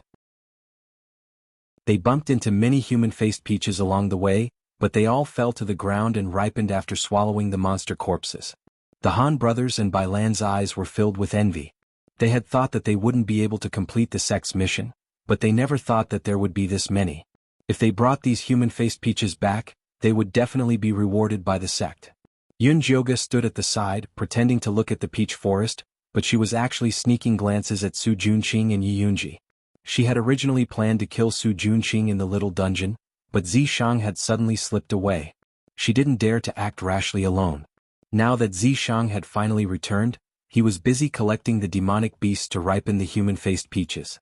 Seeing that the human-faced peaches were about to ripen, it would be even more difficult to find a chance to deal with Su Junqing. Don't be anxious. Zishang saw Yunjioga's thoughts and placed a storage bag in her hand. What is this? Yunjioga asked curiously. A good thing that can open up the treasures. Follow me. Zishang said as he led Yunjioga out of the peach forest. At this time, the disciples were busy throwing the monster corpses. Wolf Fong, the Han brothers, Bailan, and Su Junqing stared at the ripe human-faced peaches on the ground while keeping their eyes on their opponents. They were all worried that someone would snatch the peaches before them, so no one cared about Yunjioga's whereabouts. The Lu sisters noticed that Yunjioga had left, but they didn't say anything. Instead, they covered for her. After Zishang brought Yunjioga out of the peach forest, they turned here and there before arriving at an empty cave. Why did you bring me here? Yunjioga looked at Zishang warily. That beast couldn't be thinking of dual cultivating here, right? Thinking about the tree hole in the Yinchi cemetery, it was indeed very possible. What nonsense are you thinking? Zishang stretched out his hand wanting to touch Yunjioga's face, but was slapped away by her. This place is not suitable for dual cultivation. You'd better give up on it. Chapter 331. Who said anything about dual cultivation? I brought you here to find treasures. Seeing Yunjioga's face of disbelief, Zishang called out the treasure-seeking scorpion. The scorpion wiggled its fat body out of the sack on Yunjioga's body. It asked Zishang naively, "What orders does the king have?" "Tell your master what treasures are here," Zishang said to the scorpion. "Yes." The scorpion landed on the ground and circled around the cave a few times. Finally, it said doubtfully, "How come I don't smell treasures? What else do you have to say?" Yunjioga looked at Zishang with disdain, thinking that he had exposed his plot. "Smell again." Zishang condensed a purple light on his finger and shot out a small hole in the ground. The scorpion crawled over and immediately waved its pincers excitedly. Treasures, it really is treasures. I was right. Zishang was very satisfied with the scorpion's performance. Then how do we go down? Yun Jioga's eyes lit up. It couldn't wait to find a secret passage in the cave. Follow me. Zishang grabbed Yun Jioga's hand and stomped his foot. With a rumbling sound, a large hole appeared in the ground. Yun Jioga and Zishang fell in a straight line. The wind blew past her ears, blowing her hair into a straight line. The treasure-seeking scorpion quickly grabbed Yun Jioga's sleeve and landed safely with her. Can you tell me in advance next time? Yun Jioga's hair fell down, but her heart was still in her throat. Sure. If he still remembered. Master treasures. The scorpion waved its pincers and excitedly ate. Yun Jioga took out the bloodthirsty bone spike and looked forward through the hazy red light. Instantly she was shocked. This was an extremely wide cave. At this moment there was a huge peach tree growing in the middle of the cave. The grayish-brown tree had a man's face on it. His facial features were deep and extremely handsome. His eyes were closed and he looked exactly like the man in the human-faced mountain. What the hell is this? Yun Jioga asked with wide eyes. This is the human-faced peach king. Zishang looked at the peach tree and couldn't help but lick his lips. This was a very nutritious thing. The human-faced peach king seemed to know that danger was approaching, and its branches couldn't help but sway a little. Peach king, but there are no peaches on his tree. Yun Jioga looked carefully at the bare branches. There weren't even any leaves, let alone peaches. Very soon. Where's the storage pouch that I gave you earlier? Zishang asked. Yun Jioga then passed the storage bag to Zishang. Zishang collapsed in front of the human-faced peach king, and the stench of blood immediately assaulted his senses. Inside the storage bag were the corpses of demonic beasts. Blood earth dragon, armored crocodile, tiger, leopard, bear, lion, monkey. There were all kinds of breeds and they piled up to the height of a small hill. There were even more than what Wolf Fong, the Han brothers and the others had killed. When did you get it? Yun Jioga looked incredulous. She had been with Zishang the entire time just now, and she hadn't seen him make a move. After investigating, I found out that this guy is about to mature, so I went out for a stroll and helped him collect some food. As Zishang spoke, he spoke to the human-faced Peach King as if he was coaxing a child. Come, good child, eat quickly. The Peach King didn't open its mouth. It was obvious that if it ate all the food it would become food. If you cooperate obediently, I can still spare your little life. Otherwise. Zishang turned hostile, and his tyrannical appearance was simply terrifying. The branch of the Peach King trembled, but it still didn't move. Zishang narrowed his gray eyes, and a savage purple light appeared in his eyes. His white fingers emitted a faint purple mist, which gradually turned into 5 long sharp blades. The Peach King's entire body trembled. In front of Zishang, it was as pitiful as a little lamb. Yun Jioga originally didn't want to care about this matter, but he suddenly received a pitiful will from the Peach King. Please save me. Wait. Yun Jioga's heart stirred, and he hurriedly pulled Zishang's hand. If you force it, it won't be sweet. If it isn't willing, why force it? If I want it to be sweet, it will be sweet. When Zishang became tyrannical, he was truly unreasonable. The face on the Peach King tree made an aggrieved expression, and a thin branch extended over, wanting to secretly pull on Yun Jioga's sleeve. But before it could touch the person, Zishang stepped on it and snapped it. You dare to touch this sovereign's people? You're tired of living. Zishang found this Peach King to be more and more displeasing to the eye. Yun Jioga, on the other hand, felt that this Peach King was quite intelligent, so he continued to persuade Zishang.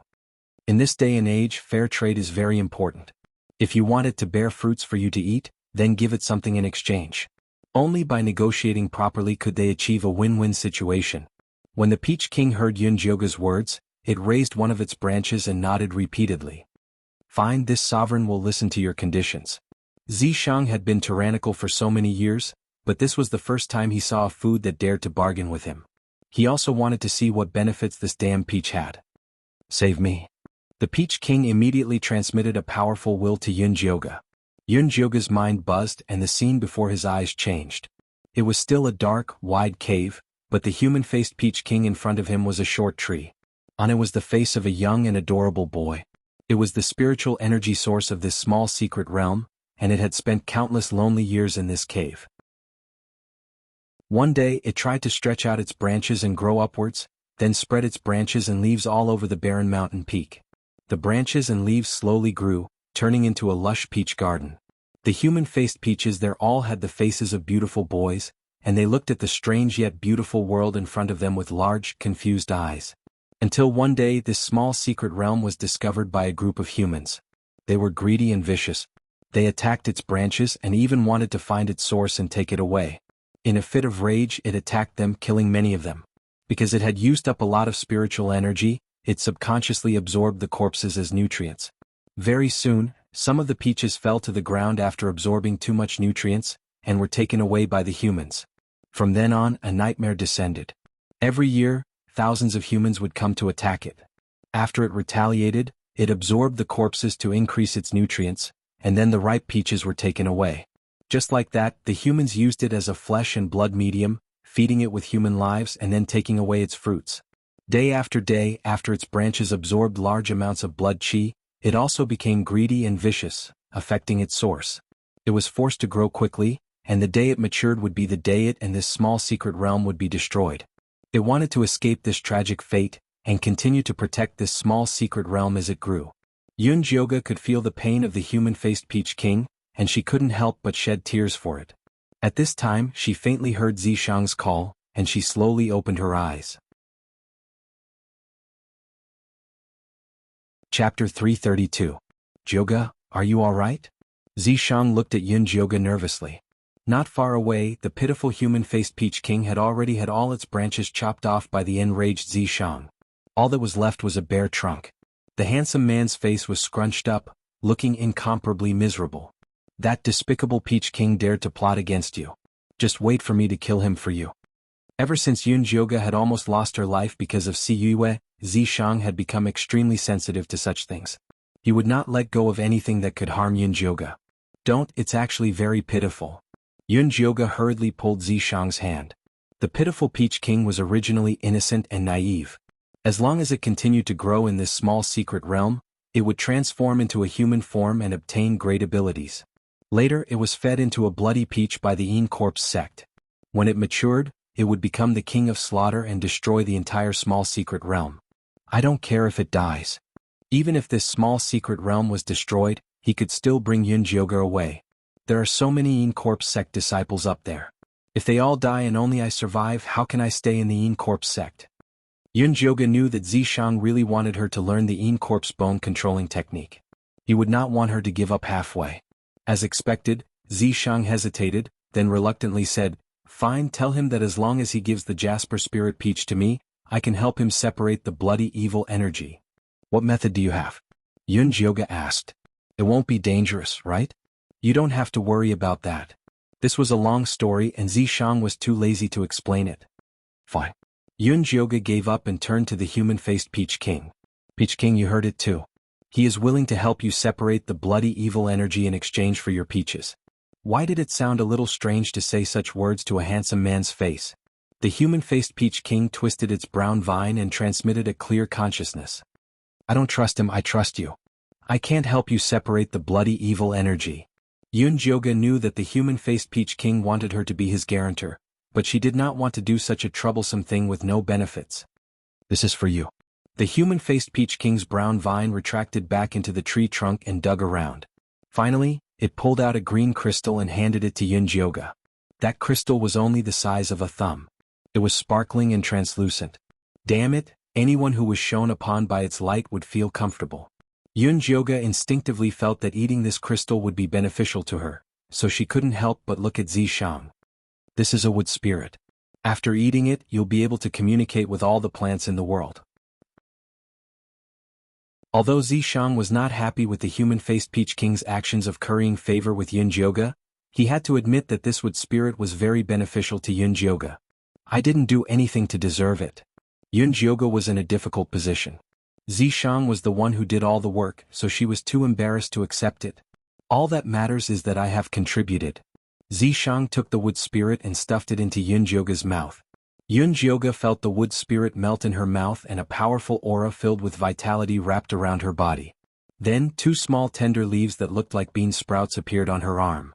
The veins on these 2 leaves were clear, and they were filled with wood spirit energy.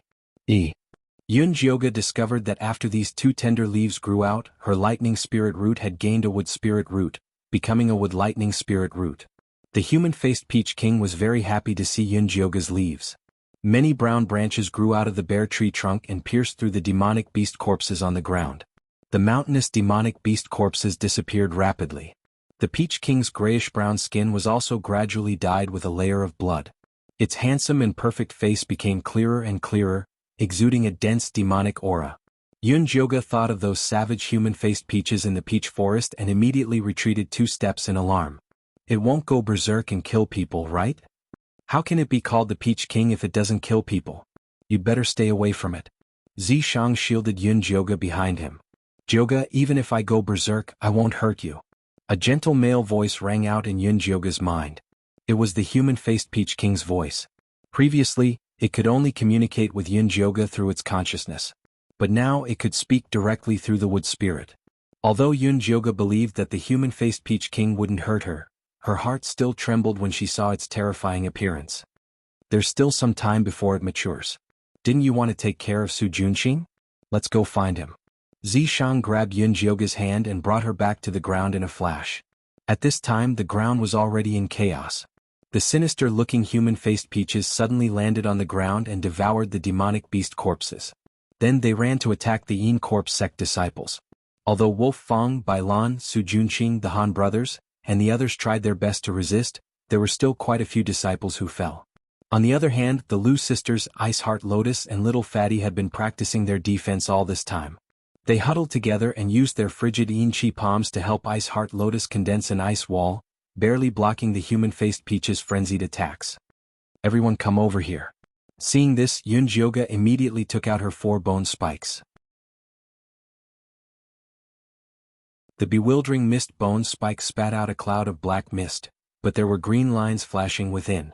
The human-faced Peaches seemed to recognize her, and all avoided the black mist. Senior brother Yun-jyo is here. Everyone come quickly. The Lu sisters called out. Ice Heart Lotus immediately led the disciples and retreated towards Yun-jyoga in an orderly manner. Seeing this, Bailan and the disciples of the third peak also flocked towards Yun-jyoga. Yun-jyoga's black mist could not protect so many people. But even if he told Bailan, she would not listen. He had to think of a way. Wolf Fang, come over and help me erect the ice wall. Yun-jyoga still felt that Wolf Fang was the most pleasing to the eye, so he decided to help him. All right. Wolf Fang immediately led the disciples to unleash a frigid Yin Chi palm, erecting a thick ice wall on Yun-jyoga's left. Yun-jyoga then pushed a bit of his black mist over, helping them erect their defenses. The Han brothers also followed suit, and led the disciples to erect an ice wall on Yun-jyoga's right. If Bailan wanted to get close to Yun-jyoga, she would have to get past them first. She wisely gave up on fighting for a spot, and led the disciples to erect an ice wall as well. Yun-jyoga treated everyone equally, and also sent some black mist over to her side. The human-faced Peaches were blocked by the black mist, unable to devour the people of the Yin Corpse sect. In the end they actually started killing each other. When all the human-faced Peaches had ripened, a thick blood-red vine suddenly burst out of the ground, shooting up into the sky. The ripe human-faced Peaches seemed to have heard the summons of the gods, and immediately flew towards the red vine like moths to a flame. Peaches? Su Junqing panicked. He took out his triflower bone spike and caught a few human-faced Peaches. Hurry up and catch those Peaches. Bailan shouted. Without enough human-faced Peaches, the little secret realm would not be able to open. It was useless even if they managed to avoid this. Chapter 333. Go! Wolf Fang and the rest immediately withdrew their defenses and flew towards the human-faced Peaches. Wolf Fang and the rest fought desperately for the human-faced Peaches, stuffing them into their own storage pouches. But the human-faced Peaches seemed to have gone mad. Even if they were cut into pieces, they would still charge towards the blood-red vines. As the red vines devoured the human-faced Peaches, they sent out countless branches to attack the Corpse sect disciples. Many of them were injured in an instant. Apart from the disciples of the second peak who were still able to defend, the others were all split up and scattered. Su Junqing also chased the human-faced Peaches to a secluded corner. Yunji, protect me. After giving the order, Su Junqing grabbed the human-faced Peaches with all his might and stuffed them into his storage pouch under Yi Yunji's cover. He looked like he would rather die for the Peaches. Can we do it now? Yunjioga asked Zishang from the side. Her bone spikes were already thirsty. There's no need for you to do it. Zishang shook his head. We agreed to let me take revenge personally. Yunjioga frowned. She would not be satisfied until she killed this scum with her own hands. There's someone who hates him more than you. Zishang raised his chin, indicating for her to watch Yunji. Didn't you say that she was controlled by Su Junqing and could not resist? Yunjioga asked doubtfully. We just need to get rid of the corpse-controlling curse on her. This was a good opportunity to let Yunjioga know how important it was to control the corpse-controlling curse. How? Yunjioga immediately got excited. Get Yunji over first. Zishang stomped his foot, and a huge crack appeared in the ground under Su Junqing's feet. Yunji, save me. Su Junqing screamed and fell down in a straight line. Yunji was just about to carry out Su Junqing's order when she was grabbed by a huge purple hand made of spiritual energy. With a whoosh, she was pulled in front of Yunjioga. Yunjioga had already taken out a small knife and was ready. The moment she saw Yunji, she cut her right arm, revealing the treasure map. Yunji stopped moving and exhaled a mouthful of cold air. Then her eyes began to rotate violently. Yunji, this is me, Yuyu's friend. Yunjioga waved his hand in front of her. Yuyu. Yunji muttered twice as if she had recovered some of her memories. But very quickly her face turned ferocious, and her red lips spat out 3 fierce words. Kill, kill, kill. It's useless. Yunjioga was a bit disappointed. Yunji was still driven by her obsession. How could she take revenge? You need to remove the corpse control curse from her. Zishang placed his palm on Yunjioga's back and said, Open your eyes and take a look. Yunjioga forcefully closed his eyes. He waited until a stream of hot air flashed between his brows before he slowly opened his eyes. Yunji had already turned gray in front of her, and a blood-red chain was very obvious on her chest. That's the corpse control curse that Su Junqing made for her. Zishang's voice rang in Yunjioga's ears. He's only controlling her heart now, but when he advances in the future, he'll even control her heart, liver, spleen, stomach, and kidneys. She'll never be able to escape. What can I do to remove it? Yunjioga asked.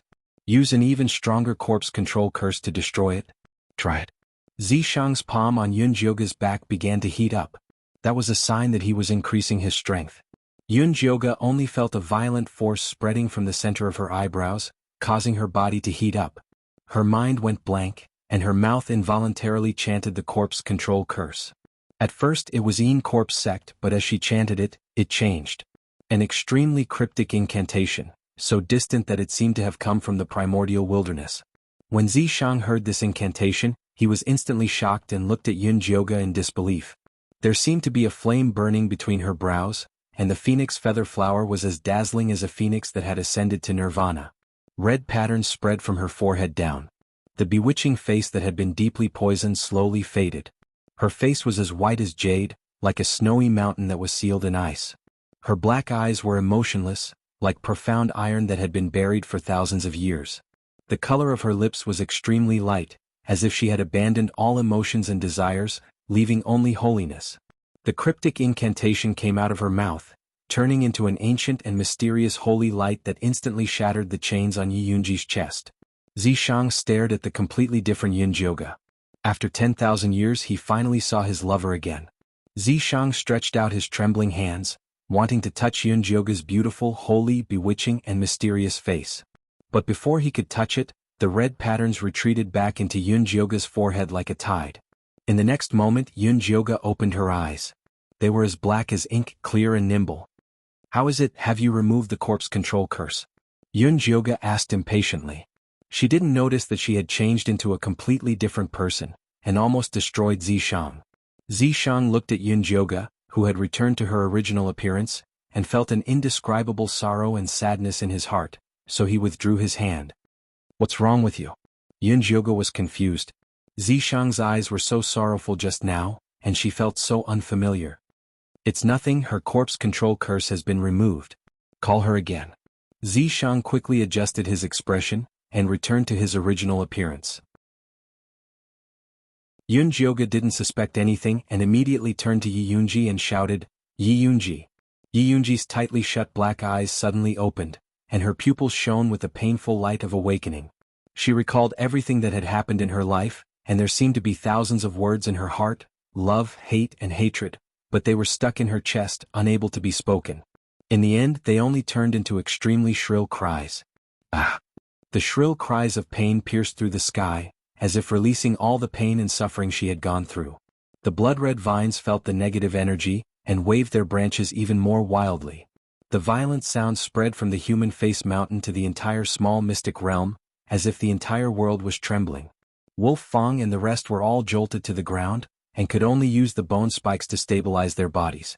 Su Junqing, quickly release your yin corpses to collect the human-faced peaches. Bailan wanted to find help, but found that Su Junqing had already disappeared. At this time, Su Junqing had just fallen into the pitch-black cave, and the demonic flower bone spike was already circling around him.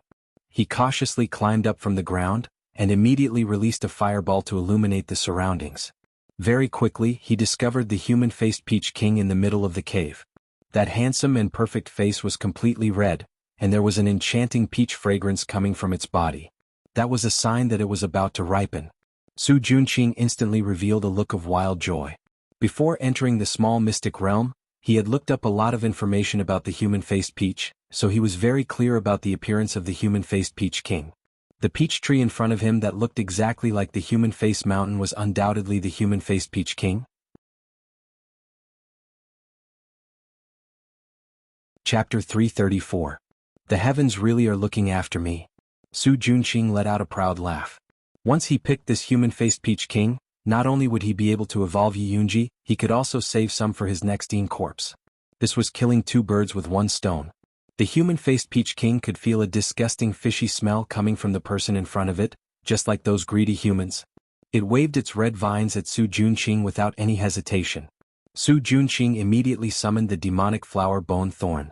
Dark green flowers flew out, one protecting his head and the other two attacking the Peach King. The demonic flower bone thorn's strongest ability was to suck blood, but the Peach King did not have a single drop of blood on it. The two dark green flowers only managed to cut off a few branches of the Peach King before they were entangled by its vines. Su Junqing immediately became nervous. His bewitching technique could only be used on humans, it had no effect on the Peach King. If the demonic flower bone thorn was entangled, he would be useless. It would be great if Yi Yunji was here. Su Junqing immediately summoned Yi Yunji. He did not even think about how Yi Yunji could come in from 100 feet underground. It was a pity that his summons was useless. Yi Yunji had already lost contact with him. Su Junqing's expression changed. Could Yi Yunji have been killed? That was impossible. He was about to summon again when a blood-red vine flew up from the ground and bound his feet. Following that, another blood-red vine turned into a sharp sword that stabbed at his chest. With a pung sound, the remaining ink flower blocked the attack in front of him, but it was quickly tied up by the blood-colored vines and dragged away. Su Junqing watched as the blood-red vine attacked again. He was so scared that he almost peed his pants. At this time, a slender white hand appeared in front of him. It spat out a cold yin chi that froze the blood-red vine. A long red sleeve swept in front of Su Junqing, carrying a delicate fragrance and a faint corpse aura. Yunji. Su Junqing hung in the air and said to Yi Yunji with wild joy, "Quickly put me down." Yi Yunji did not move, her deep eyes just looked at him. Su Junqing hung upside down on the tree in a very sorry state. His hair was a mess and his facial features were a bit distorted.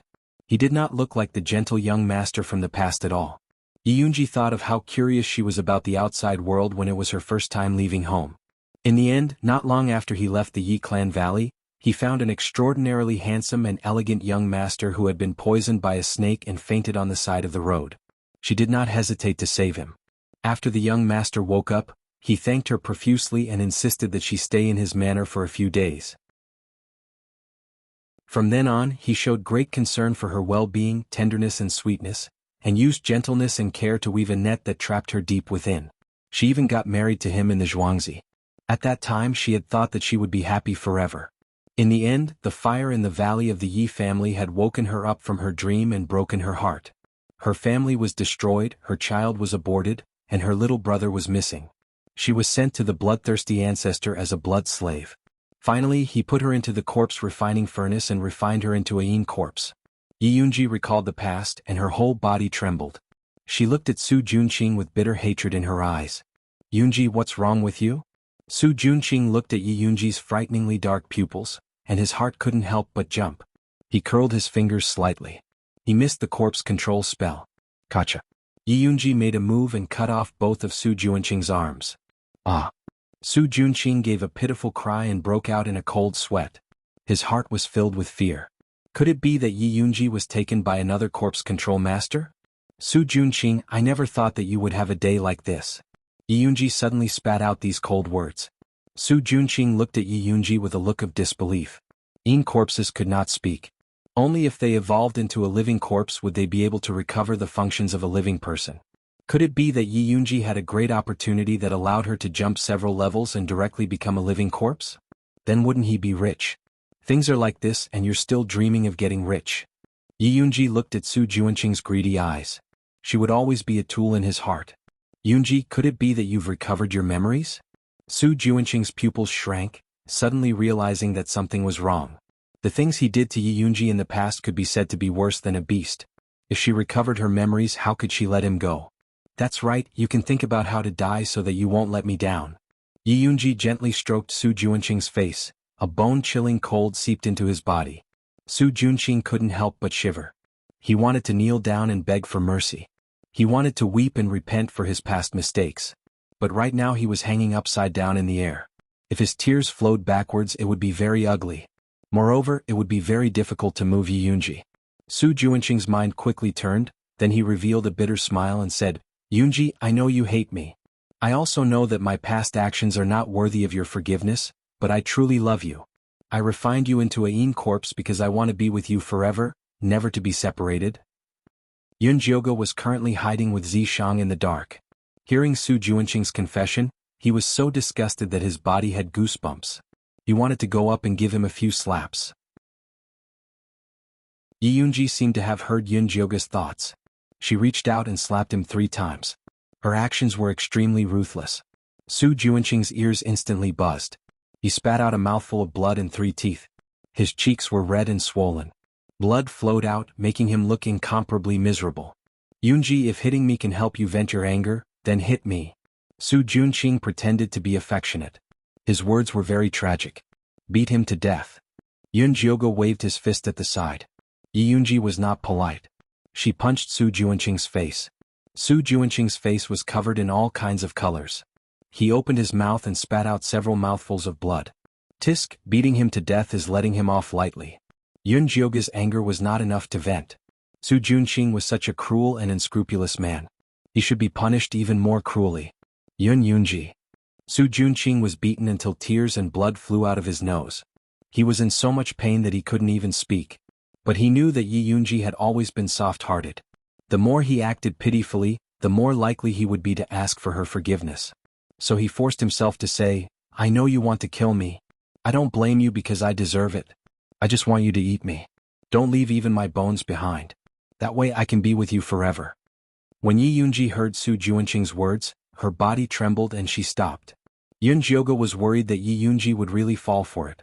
He was anxious and angry at the side. But Zishang held him down and did not let him go out. You filthy thing. Just looking at you makes me feel disgusted. You want me to eat you? Yi Yunji revealed a fierce smile. Then she reached out and grabbed the top of Su Juanqing's head. She dug out his spirit root. Chapter 335. Ah! Su Juanqing screamed. Blood flowed from his head and his body trembled in pain. This was not enough. Yi Yunji crippled Su Juanqing's dantian with a kick. Then she stabbed her fingers into his face like knives and injected the frigid corpse poison into him. Su Juanqing felt like he had fallen into a bottomless ice cave. The pain on his face and body was enough to drive him crazy. He screamed and lost consciousness. Yi Yunji put Su Juanqing down from the vine and threw him to the side like trash. Then she walked towards Yun Jioge. You let him go just like that? Yun Jioge glanced at Su Juanqing. He saw that he had been hit by Yi Yunji's frigid corpse poison. Not only was his spirit cultivation destroyed, his face and body were covered in tumors. He looked more disgusting than a toad. It was a horrible sight. Letting him live is the most painful thing. Someone will take care of him when we get back. Yi Yunji's expression was calm. The beating just now had vented a lot of her anger. After knowing that Su Juanqing's final outcome would be worse than death, she did not pay any attention to him. Then what do you plan to do next? Yun Jioge asked. Yi Yunji's corpse control curse had been removed. She had regained her previous consciousness. She could choose a new path to live. Although Yin Corp's sect would still try to harm her if they found out, it would not be a problem if she found a place far away from Yin Corp's sect to live in seclusion. "I am already a dead person. I should go where the dead should go," Yi Yunji said calmly. "You want to die?" Yunjioga did not expect Yi Yunji to choose this path. "I died a long time ago. All that's left is a wisp of my soul. I won't last long." Yi Yunji was very calm about death. She had lived a failure in this life. There was nothing left for her. The only thing she was worried about was her younger brother, Yi Yu. She had committed heinous crimes, but her younger brother had never given up on saving her. Towards this younger brother of his, he really owed too much. "Junior brother Yunjioga, you are Yi Yu's friend. I want to ask a favor of you." Yi Yunji had never seen Yunjioga's real body. Naturally, she thought he was a man like the Yin Corp's sect disciples. "Please speak. As long as it is within my means, I will definitely not refuse," Yunjioga said solemnly. "I don't have anything on me, I don't have anything to leave for my little brother. The only thing I have is this Yin Corp's body, so I ask you to give my body to Yi Yu after my consciousness disappears." From now on, she would protect her little brother by his side, forever protecting him. "I can take you to find Yi Yu, but your face." Yunjioga was in a bit of a dilemma. He was afraid that the news would be leaked and lead to the Yin Corp's sect's pursuit. "You don't have to worry about that." Yi Yunji smiled and touched her forehead with her finger. Her hair, eyebrows and eyelashes all turned snow white. The dazzling red mole between her eyebrows instantly froze into an ice sculpture and fell into her palm. Her pale white skin slowly cracked, covered with countless small black cracks. She looked like a failed puppet, completely different from the beautiful Yin Corpse from before. Yi Yunji reached out her cracked hand and dug out the treasure map from her right arm. Then she gave it to Yunjioga. "I'll ask you one more thing. Don't tell Yi Yu that this is my real body. Let him think that I'm already dead and that my corpse is buried in a sea of flowers. He knows that I love flowers the most." Yi Yunji revealed a grin, giving off an indescribably terrifying feeling. "All right." Yunjioga took the treasure map with a heavy heart. "This ice sculpture, help me give it to a disciple from the bloodthirsty sect called Thin Monkey. Although he isn't a good person, he treats me well." Yi Yunji gave the red mole that had turned into an ice sculpture to Yunjioga. During her days in the bloodthirsty sect, because she was worried that she would be sent to the blood cave as a cauldron, she lived in fear every day and night. It was Thin Monkey who gave her a trace of warmth in her darkest time. She always remembered this kindness. "In order to save you, Thin Monkey died after helping us break the sect protecting array. Yi Yu has already taken his ashes," Yunjioga said as he took the ice sculpture. Yi Yunji was stunned. After a while she said, "Then I'll put this red mole into his ashes." "All right." Yunjioga nodded and then asked, "Is there anything you're worried about?" "Something I'm worried about?" Yi Yunji's eyes flashed with a trace of confusion. She had sealed her Yin energy in her right arm, so as long as she didn't use it, no one would discover her special physique. Everything that needed to be said had already been said, there was nothing she couldn't let go of. If there was anything she couldn't let go of, then there was only one thing. Yi Yunji's eyes fell onto Su Junqing, who was like mud in the corner. She gave a soft sigh and said, "After he's tortured, help me give him a release." "All right." Yunjioga nodded. Yi Yunji really was a loyal woman. Even if she hated Su Junqing, she would still give him a trace of pity. Such a good woman, why was her life so bitter? "Thank you, you're also a good person." Yi Yunji left behind a final smile. Her black eyes gradually lost their light and she completely disappeared from this world. Yunjioga looked at Yi Yunji with a sad expression. The only thing she could do now was to send Yi Yunji back to Yi Yu's side. But she didn't know how to send such a terrifying Yin corpse to Yi Yu. She didn't know what he would think. Before Yunjioga could think of a way, she heard Zishang seriously say from the side, "Quickly put her away, the Peach King is about to ripen." Yunjioga turned to look and found that the Peach King had already turned into a perfect human figure. A tall nose, handsome eyes, perfect facial features, and a tall and slender figure. If it was placed in the human race, it would be a rare handsome man. It was a pity that the bloody aura on its body was incomparably thick. On the peach tree branch, the left half of the peach was condensed from blood, filled with a fierce aura, while the right half was carved from jade, filled with a delicious spiritual energy. The two colors did not have a clear boundary, rather they were fighting for territory in the middle. Sometimes it was red, sometimes it was green. but in general the green color was at a disadvantage. What do I need to do to help you? Yun Jioga quickly used Su Juanqing's corpse refining bag to put Yunji away. Just watch from the side. Zishang said as he placed his palm on the Peach King's chest. Noodles, the bloody aura on the Peach King's body found an outlet, and it was like a river bursting its banks, surging towards Zishang. The camouflage on Zishang's body was instantly destroyed. His long silver-gray hair became the white of moonlight, and a purple horn grew out of his head. His eyes became purple with vertical pupils, and his two long legs turned back into the shape of a snake, coiling tightly on the ground. The stench of blood was like a raging sea crashing onto his body, forcing him to retreat little by little. The entire underground cave was shaking, and countless rocks fell from the sky, as if it would collapse at any time. Chapter 336. Yun Jioga looked at Zishang nervously. She had received the consciousness of the human-faced Peach King before, so she knew that it was extremely painful when the bloodthirsty aura wreaked havoc in one's body. Could even drive one crazy. The human-faced Peach King could even distribute the pain to the branches of the peach forest. Zishang could only bear it alone, and it was even more painful. Although the human-faced Peach King and the secret realm were pitiful, Zishang was much more important to Yun Jioga than them. I'm fine. Zishang could feel Yun Jioga's worry, so he turned and smiled at her. A drop of blood rolled down his pure white face. His smile was even uglier than crying. Is this peach really that important? Is it more important than your life? Yun Jioga looked at Zishang with heartache. His handsome and devilish face was covered in sweat. Even the scales on his tail had turned red. Strands of bloody aura emanated from his body. It was the bloodthirsty aura that was attacking crazily. No matter how strong its demonic body was, it could not endure such torture. Yet, the human-faced Peach King stood there as if nothing had happened.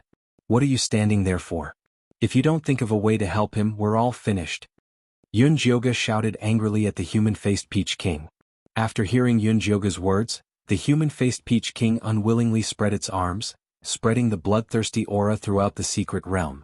Zishang's burden was relieved, and he immediately absorbed the aura.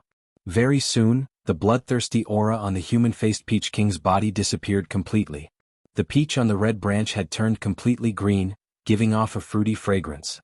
The human-faced Peach King had also turned completely human. He had a head of light green hair, a tall and slender figure, and a grass skirt wrapped around his waist. His facial features were perfect, and he had a pair of green eyes. The pupils were the shape of two tender leaves, very similar to the leaves growing from Yun Jioga's arms. Why doesn't this peach have a human face? Yun Jioga did not pay attention to how perfect the human-faced Peach King was.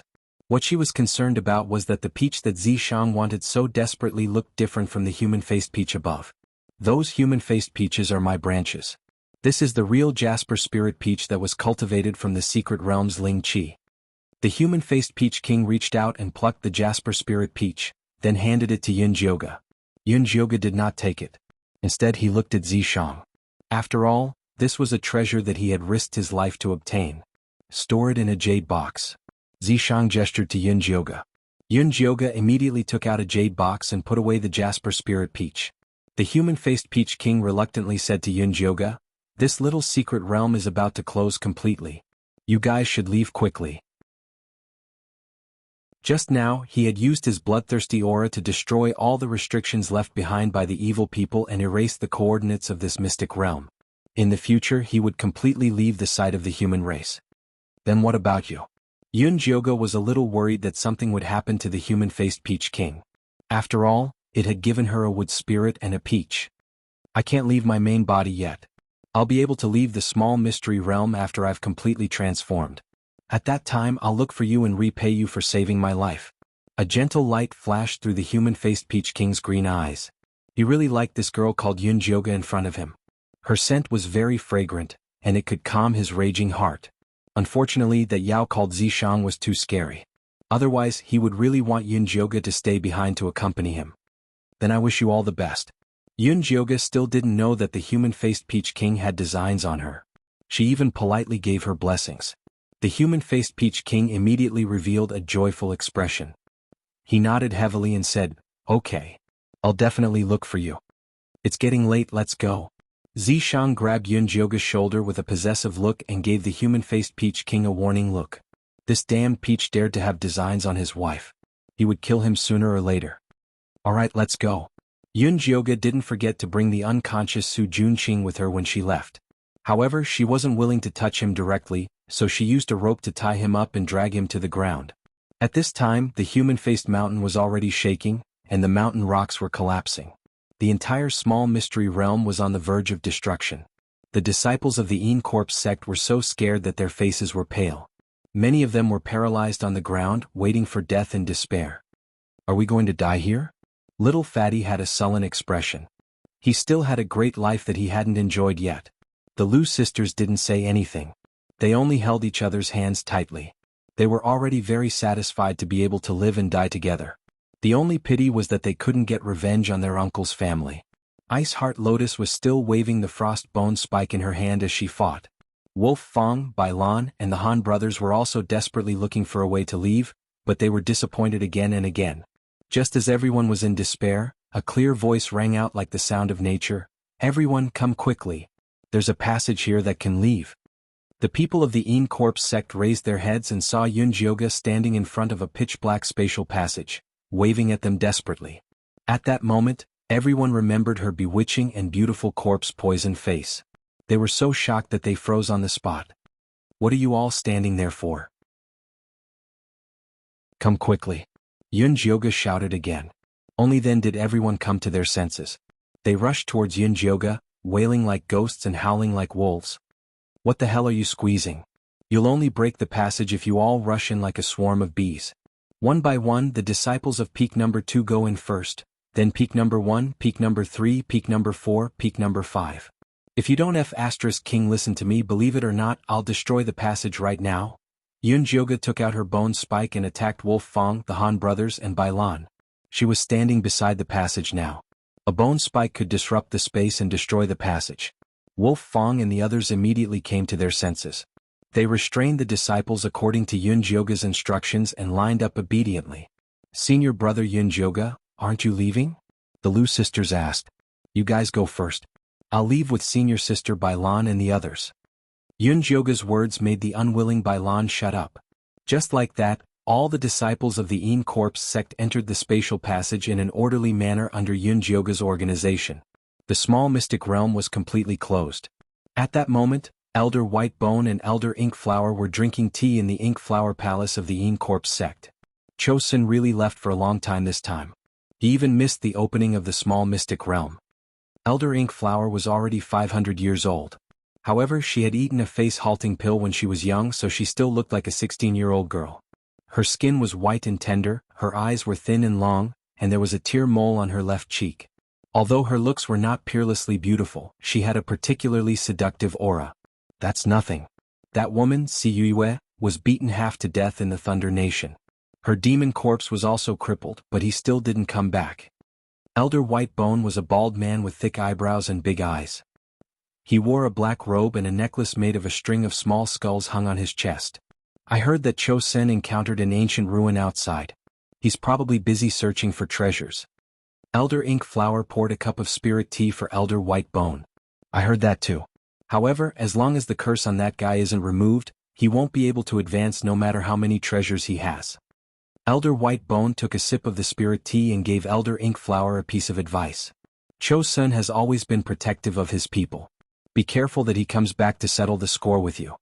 Su Junqing and Si Yue from the Ink Flower Peak had an unclear relationship. Now that Si Yue was seriously injured and unconscious, Jin Yanwei from the Cho Peak had come to ask Su Junqing about the situation several times, but was rejected by Elder Ink Flower. When he returned, he would definitely complain to Cho Sr., we'll talk about it when the time comes. Elder Ink Flower smiled. Su Junqing was not exactly a plaything to her. If Cho Sin insisted that she hand him over, it was fine. Seeing this, Elder White Bone did not say anything else. He picked up his teacup and took another sip of spirit tea. At that moment, a violent wave suddenly came from outside. The teacup in his hand fell to the ground and shattered into countless pieces.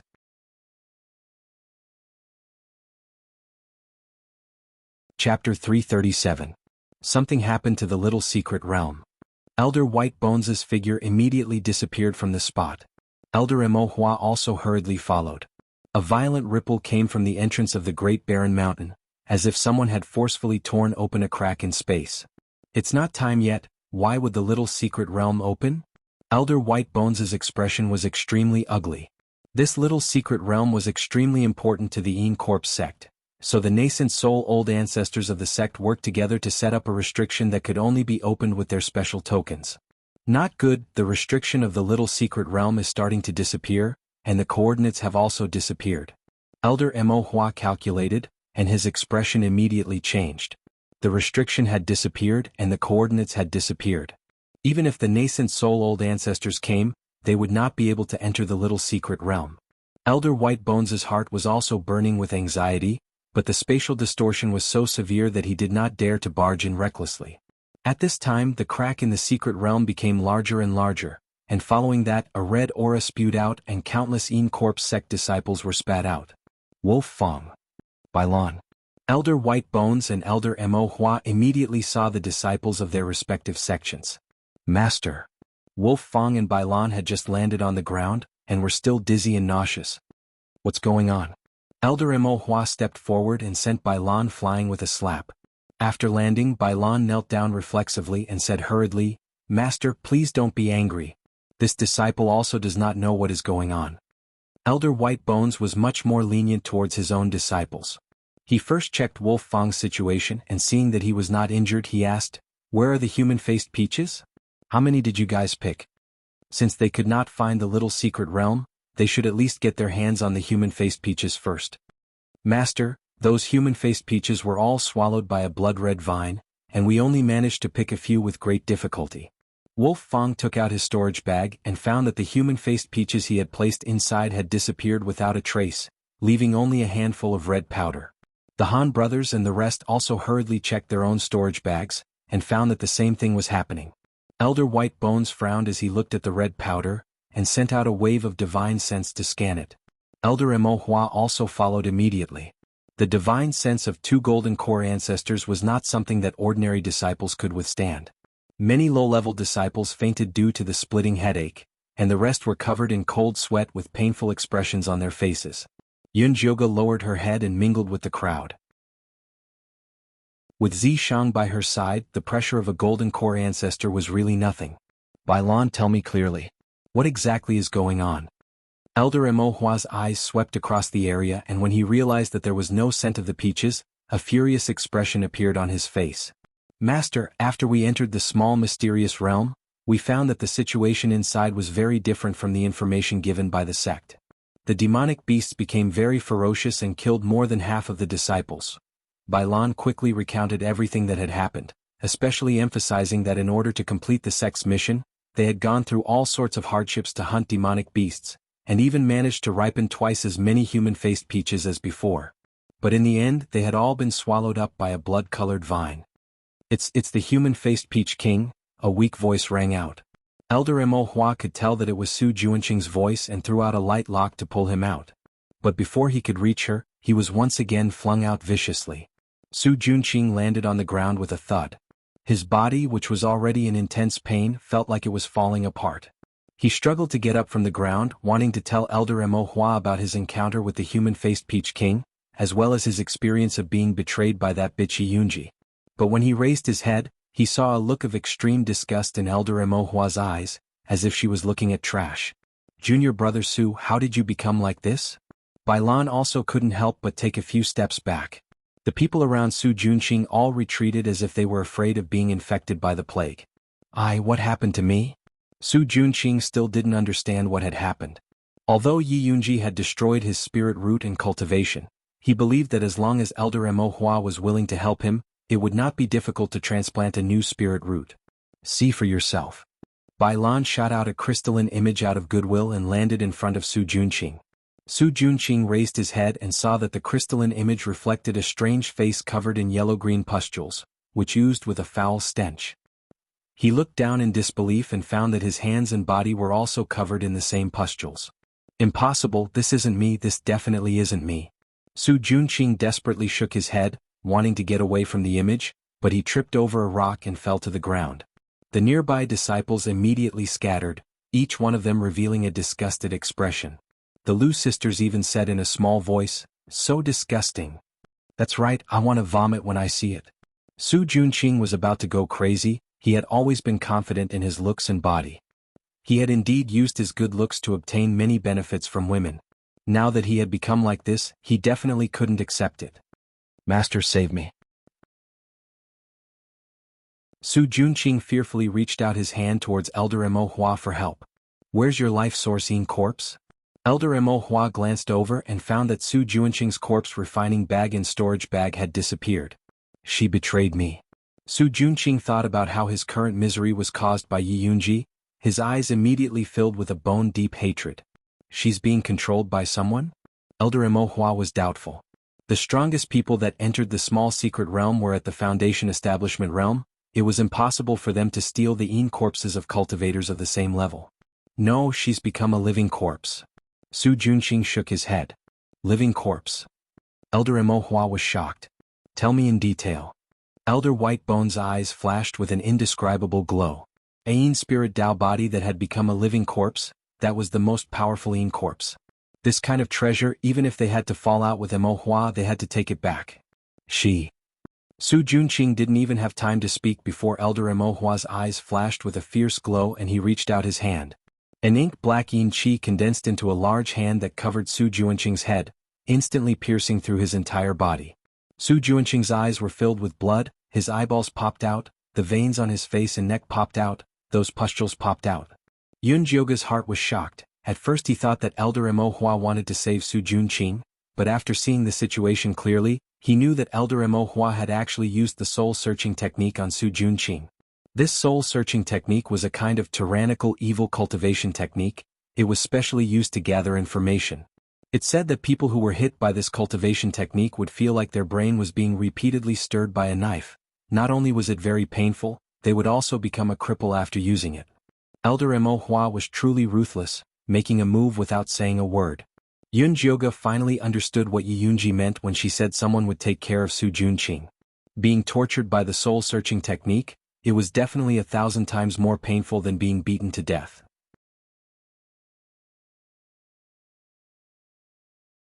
Chapter 338.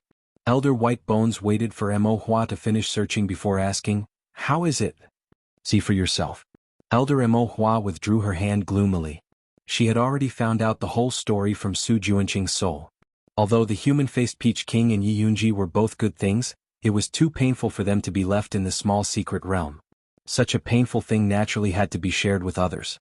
Elder White Bones also used the soul-searching technique on Su Junqing. When he saw the human-faced Peach King and Yi Yunji, he couldn't help but reveal an expression of wild joy. But when he saw the small secret realm collapse, he instantly fell from the clouds. He was so angry that he wanted to smash Su Junqing's soul with one palm. Keep his soul. When the sect leader and Cho Sen asked, let them search it themselves. This time the small secret realm was sealed, and the Yin Corpse sect suffered heavy losses. The sect leader would definitely ask. She and White Bones were responsible for this matter and couldn't escape responsibility. Rather than wasting time explaining, it was better to let them search his soul themselves. Elder Mo Hua took out a soul-collecting bottle and kept Su Junqing's soul in it. His body was burnt to ashes by a fire. Su Junqing really can't live this time. Zishang sometimes admired the creativity of the human race. When it came to torturing people, they were indeed skilled. Yun Jioga was deeply convinced. Although Yi Yunji begged her to free Su Junqing after he was tortured, this was just the beginning. They would talk about it after he was tortured for a while. But after Elder Cho Sen and the sect leader tormented him a few times, Su Junqing's soul probably wouldn't be left. All of you, open your storage bags. Elder Mo Hua was still unwilling to give up. Although the human-faced Peach King was left in the secret realm, someone might pick up the corpse refining bag and bring Yi Yunji out. After Wolf Fong, Bai Lan, and the rest saw Su Junqing's miserable state, not many dared to resist. All of them obediently opened their own storage pouches and held them in their hands. Yun Jioga was the same. Anyway, the corpse refining bag and Su Junqing's storage bag, as well as her valuable possessions and pets were all with Zishang. At this moment her storage bag only had some pills, a few bone spikes, a corpse-controlling bell, and a few thousand spirit jades from selling the beast-attracting incense. The people present were all Qi condensation disciples, and none of them were good people. Only Wolf Fong and Bai Lan's storage bags were worth looking at. In particular, the set of evil weapons in Wolf Fong's hands was not bad. However, Elder White Bones would not go to the extent of laying his hands on his disciple for such a small thing.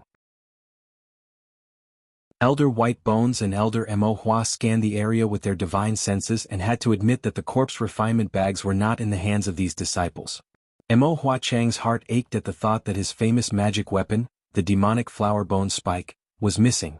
Fortunately, it wasn't like he didn't gain anything. At least she found a talent in Su Juanqing's place and could recruit him into her ink flower palace. Yun Jioga could clearly feel Elder Mo Hua's gaze landing on her. Yun Jio, right? Elder Mo Hua walked in front of her and asked. Raise your head. Yun Jioga had no choice but to raise her head. However, she still looked down. She was worried that Elder Mo Hua would see through her disguise. Young lad, you're not bad. Come back to the ink flower peak with me later. The ink flower elder did not see through Yun Jioga's true body and was very satisfied with her bewitching appearance. Junior brother Yun Jio will be on the same peak in the future, Bai Lan immediately said with a smile. The other disciples all had complicated expressions. Some were envious but most were sympathetic. Usually, inner sect disciples only accepted foundation establishment cultivators. No matter how strong one's connections were in the sect, one had to start as an outer sect disciple. The ink flower peak was naturally no exception. Elder Mo Hua had taken Yun Jioga in as a boy toy in the beginning. When his cultivation level increased, he would then become a disciple. However, Elder Mo Hua had always been very good to her children. Just look at Su Junqing.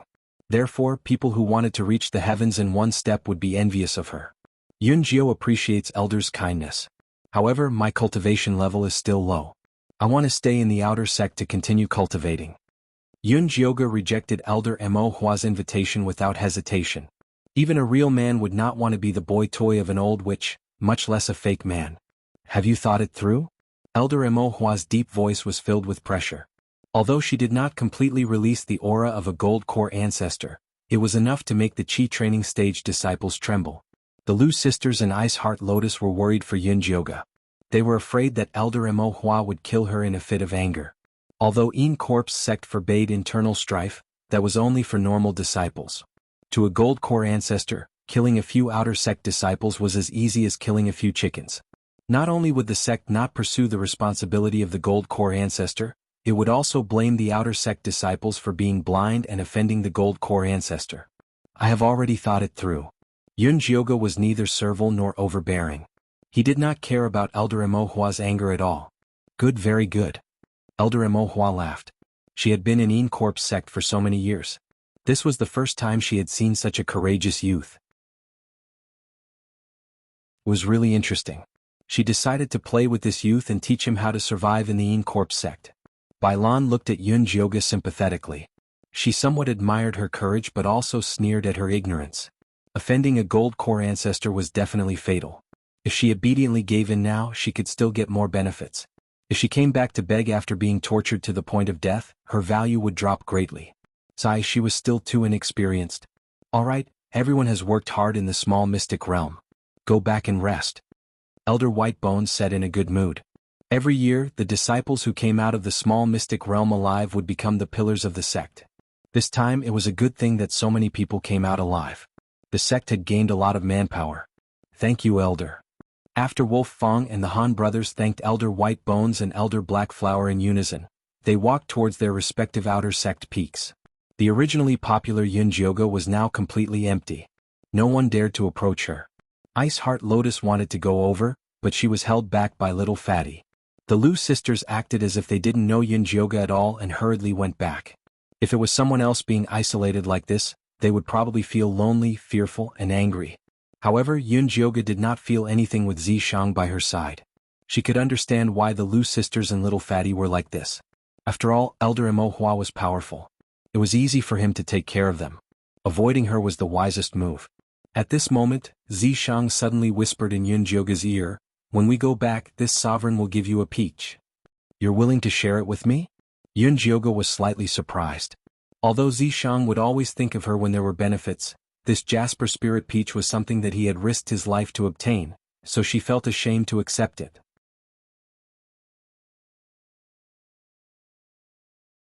Chapter 339. If it was someone else, I would definitely not give it to them.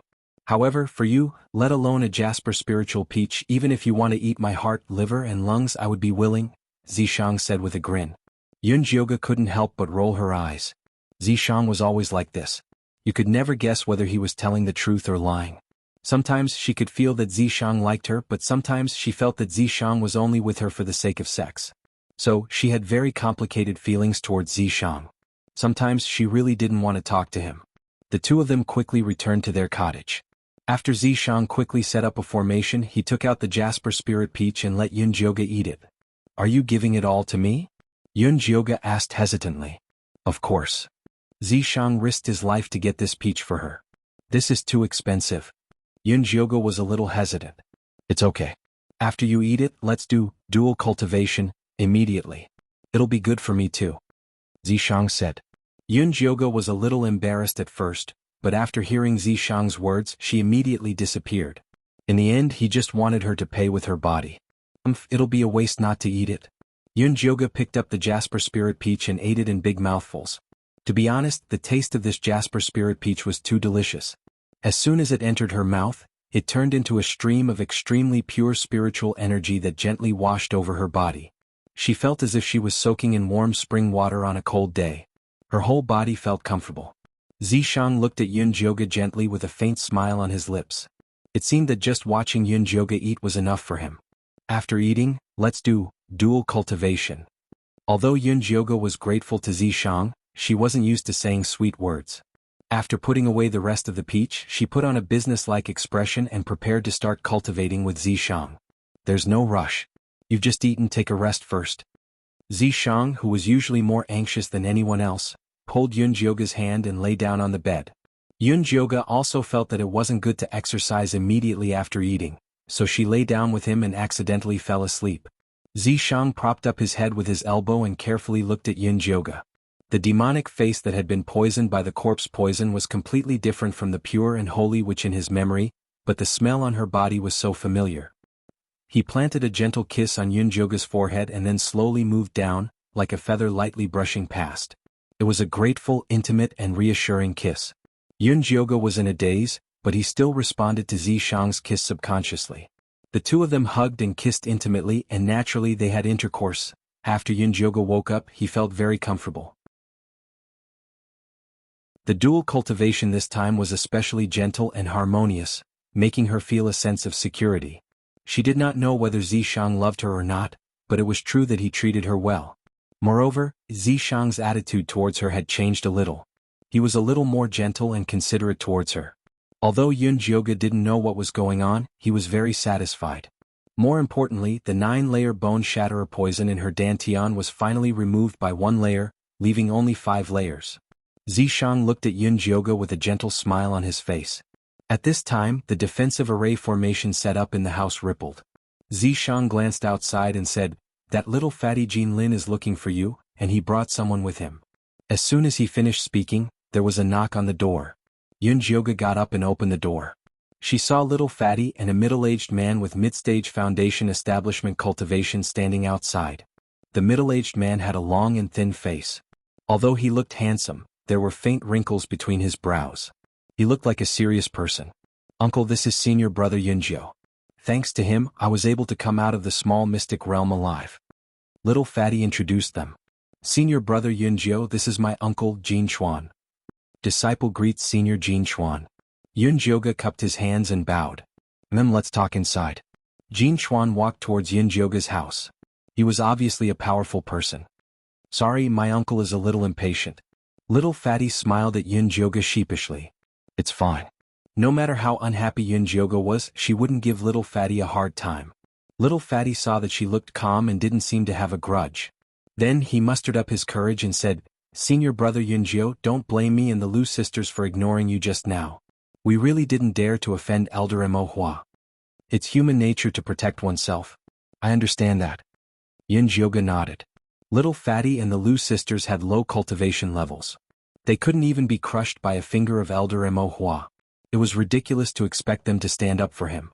When Jin Chuan heard Yunjioga's words, he frowned and said, "I think you're a reasonable person. Why would you reject Elder Mo Hua?" "Senior Jin Chuan, Are you here to persuade Elder Mo Hua? He didn't look like a pimp. Just now, Elder Mo Hua gave an order to the mission hall. He forbade the mission hall from giving you any missions. He also forbade the outer sect disciples from forming a team with you. Jin Chuan repeated Elder Mo Hua's order with a straight face. Senior brother Yunjiu, if you can't accept missions, you can't enter the Yin Qi cemetery to collect Yin Qi. If you can't collect Yin Qi, you can't refine pills and cultivate. How are you going to survive in the Yin Corp sect? Little Fatty's face was full of worry. It was as if he was the one being forced. I have my ways. You don't have to worry about that. Yunjioga's plan was to leave the Yin Corp sect to lie low. She would first send Yi Yunji's body to Yiyu. Then she would return to Thunder Country to visit Mother Qing and the others. She had been away for half a year. She didn't know what was going on in Thunder Country. If she had the chance, she wanted to go to the 100,000 Mountains to find Luo Tian and Junichen. You want to leave the Yin Corp sect to cultivate outside? Jin Chuan saw through Yunjioga's thoughts. Yes. Didn't they say that disciples in the 5th stage of weapon refining stage can go out to cultivate? This was a rule set by the sect leader. Even if Elder Mo Hua wanted to go against her, he couldn't openly oppose it. Otherwise he would be embarrassing the sect leader. The sect leader personally gave the order. He said that all disciples participating in the small mystery realm must be investigated in the sect. They are not allowed to go out. You can't go against the sect leader. Take care of yourself. Jin Chuan stood up and left. The fact that he had personally come to talk to Yunjioga about this was already because of little Fatty. Senior brother Yunjio, think about it. Anyway, I won't dare to come here openly in the future. If there is any news, I will think of a way to inform you. Little Fatty lowered his voice and said, Thanks. Yunjioga patted little Fatty's shoulder. It was rare for him to be so considerate. That's right. Ice Heart Lotus originally wanted to come find you. However, he was locked up by his sister-in-law to cultivate. He told me to tell you not to be angry at him. Little Fatty thought of something else. Tell him to cultivate in peace. Otherwise he will also be captured and sent to Ink Flower Mountain. Yunjioga joked. Although Ice Heart Lotus was a little feminine, he was really beautiful. Maybe one day, Elder Mo Hua would like him if he wanted to change his appetite.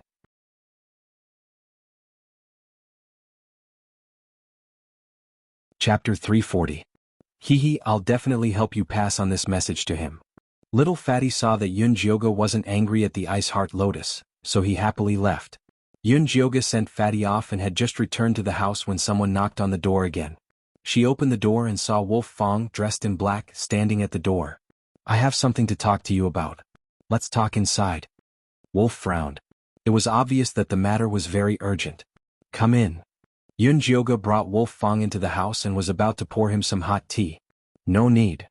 After Wolf waved his hand to reject, he went straight to the point and said, I heard that you have a mysterious Yin white bone monkey? The news travels fast. Yunjioga smiled as he poured himself a cup of tea and drank it. She knew that it was impossible for the disciples of Peak No. 2 to help her hide this matter, but she did not expect that they would betray her so quickly. Paper can't wrap fire. As the No. 1 outer sect disciple, Wolf Fong was not only famous in Peak 1, he also had some eyes on Peak 2. But this time, the informant told him about this matter because he wanted to beg him to save Yunjioga. The informant felt that Elder White Bones was better than Elder Black Flower. At the very least, he would not let Yunjioga sleep with him. If it fell into Elder Mo Hua's hands, Yunjioga would lose both his life and his wealth. We'll see if we can't, Yunjioga said indifferently. You won't be able to keep the mysterious Yin white bone. Why don't you offer it to my master and become his disciple? With me looking after the white bone peak, your days won't be too difficult. Wolf Fong was truly concerned for Yunjioga. His master's nickname was White Bone because he was especially knowledgeable about spirit bones. If he knew of the existence of the mystic Yin white bone monkey, he would definitely snatch it back. I appreciate senior brother Wolf Fong's good intentions, but the profound Yin white bone monkey is very important to me. I don't want to give it away. Yunjioga had raised the profound Yin white bone monkey for so long and he had feelings for it. How could he bear to give it away? Wolf looked at Yunjioga with disapproval. Seeing her determined expression, he hesitated for a moment before lowering his voice and saying, If you don't want to go to White Bone Peak, why don't you try other places? Where? Yunjioga raised his eyebrows and asked. Wolf dipped his finger in the tea and wrote the words, Enemy Peak, on the table. He had no choice. His master was determined to obtain the mystic Yin white bone monkey. If he were to find out that he was actually encouraging Yunjioge to go somewhere else, he would definitely be beaten to death. It was only because Yunjioge had saved him several times that he took such a risk to persuade her. Elder Cho-sen also wants the mystic Yin white bone monkey. Yunjioge had never heard of Elder Cho-sen's research on spirit bones. No, isn't his disciple, Siyue, seriously injured and unconscious? If you can help him wake her up, he should protect you. Wolf Fong was just giving Yunjioge a suggestion. Elder Cho-sen's background was also very complicated. It was said that he was originally at the late Golden Core stage, but when he was trying to break through to the nascent soul stage, he was plotted against. His body shrunk to the size of a child, and his cultivation regressed to the middle Golden Core stage.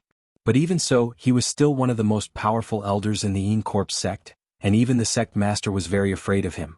His bloodthirsty bat bone spikes were extremely powerful. The most terrifying thing was that although he had many Yin corpses, no one had ever seen his life source Yin corpse. It could be imagined just how terrifying his strength was. Many thanks, senior brother, I will consider this. Yunjioge seriously nodded. Now that she had offended Elder Mo Hua and Elder Whitebone, she had to think of a way to survive in the Yin Corp sect. Although Siyue had harmed her before, if she could use Siyue to stir up this mess, then she could postpone her revenge. I heard that Elder Cho-sun will be back in 7 days, you should prepare early. I'm afraid that the matter of the mystic Yin white bone monkey can't be hidden for a few days. Wolf Fong said in a serious tone. The disciples of the second peak were all shocked and afraid, so no one thought of betraying Yunjioge for benefits. But it was hard to say when they calmed down. Many thanks for senior brother Wolf Fong's advice, I know what to do. Yunjioge thanked him again and again before sending Wolf Fong away. His method is indeed feasible. Zishang suddenly said. What method? Yunjioge didn't come back to her senses. Save Siyue. Only by making things more chaotic and involving more people would Yunjioge have a chance of staying in the Yin Corp sect. I think so too. Yunjioge nodded. If she had only offended Elder Mo Hua, she could still delay for a while. But with Elder Whitebone it would be troublesome. If she couldn't deal with them, she could only run. Pack your things first, I will go out and take a look. After Zishang finished speaking, he turned invisible. Yunjioge began to pack the things in the house. After half an hour, Zishang appeared in front of Yunjioge and said, Elder Whitebone and Old Witch Mo Hua are busy dealing with the small mystic realm and haven't received any news about the mystic Yin Whitebone monkey. You can still make it if you go to Enemy Peak now. Alright, what's wrong with Siyue? Yunjioge had never asked about this. I only used my demon power to seal her consciousness. You will naturally be able to undo it when you go.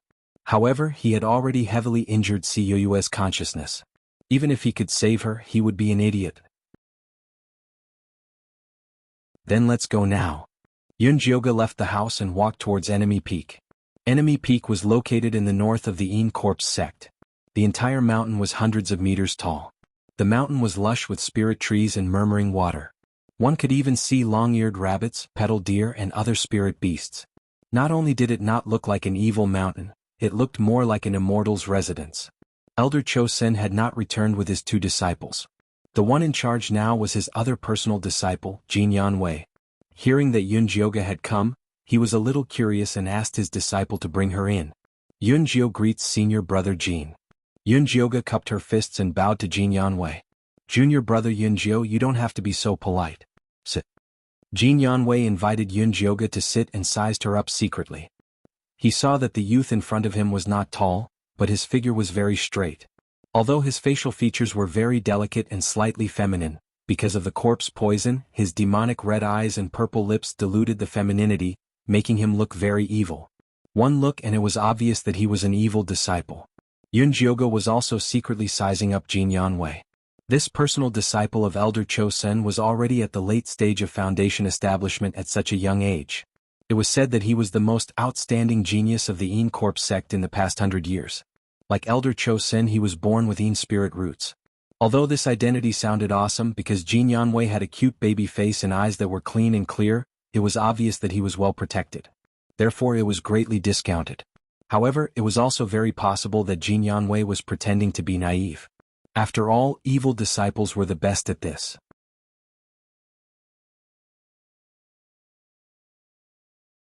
Chapter 341. Junior Yunjiu, why have you come to our enemy peak? Jin Yanwei asked politely. He was now in charge of enemy peak, so he was well informed. He naturally knew that Elder Mo Hua had taken a fancy to this young man. I heard that senior sister Yue was poisoned and unconscious, so I wanted to recommend myself. Yunjioga went straight to the point. You know how to cure poisons? Jin Yanwei raised his eyebrows in surprise. I know a thing or two. If you trust me, why don't you let me try? Yunjioga said calmly. Alright, I'll let you try. Jin Yanwei was straightforward. He had invited many spirit doctors and alchemists to check on Si Yue, but all of them said that the poison was very strange and none of them could cure it. Seeing that his master was about to return, he was worried. Since someone voluntarily came to help, then let's give it a try. Anyway, it's like trying everything in a desperate situation. After Si Yue was sent back, she was placed in a remote courtyard at the back of enemy peak. Only 2 maids were assigned to take care of her. The 2 maids were in their late 20s and looked thin and weak. When they saw Jin Yanwei, they silently knelt in the corner. Junior Yunjiu, see for yourself. Jin Yanwei waved at the 2 maids, then sat down on a chair. Si Yue wore a brand new green dress, her hands crossed over her abdomen. Her expression was serene, and her skin was rosy and glowing. She was even more beautiful than before. Yunjioga reached out to take her pulse and suddenly felt that something was wrong. Si Yue had been unconscious for so long, and her dantian should be very empty. How could it be so full? This was clearly a symptom that would only appear after she had fused with her body. What kind of beast was it, to not even let go of an unconscious woman? How was this different from a female corpse? Could it be Jin Yanwei's doing? Junior Yunjiu, do you see anything? Jin Yanwei noticed that Yunjioga was looking at him strangely, and could not help but ask. Oh, I'm just amazed that senior brother Jin has taken good care of her. Senior sister Yue is still so energetic after being unconscious for so long. Yunjioga probed, wanting to see Jin Yanwei's expression. Junior Yunjiu, you flatter me. Do you have a way to cure her poison? Jin Yanwei's expression did not change. He was in charge of enemy peak and was so busy every day that he did not even have the time to arrange for someone to be the leader of a small mystical realm. How could he have the time to care about Si Yue? In any case, as long as he could keep her alive and wait for his master to return, it would be fine. He really didn't care whether she was alright or not. The poison in senior sister Yue's body is more complicated. It can't be removed in a short period of time. I'll perform acupuncture on her later to see how the situation goes, Yunjioga said readily. Alright, then I'll arrange a house for you here. You can stay and take care of her. Jin Yanwei was also straightforward. Thank you, senior brother Jin. Yunjioga had not expected Jin Yanwei to be so easy to talk to. Don't worry, stay here.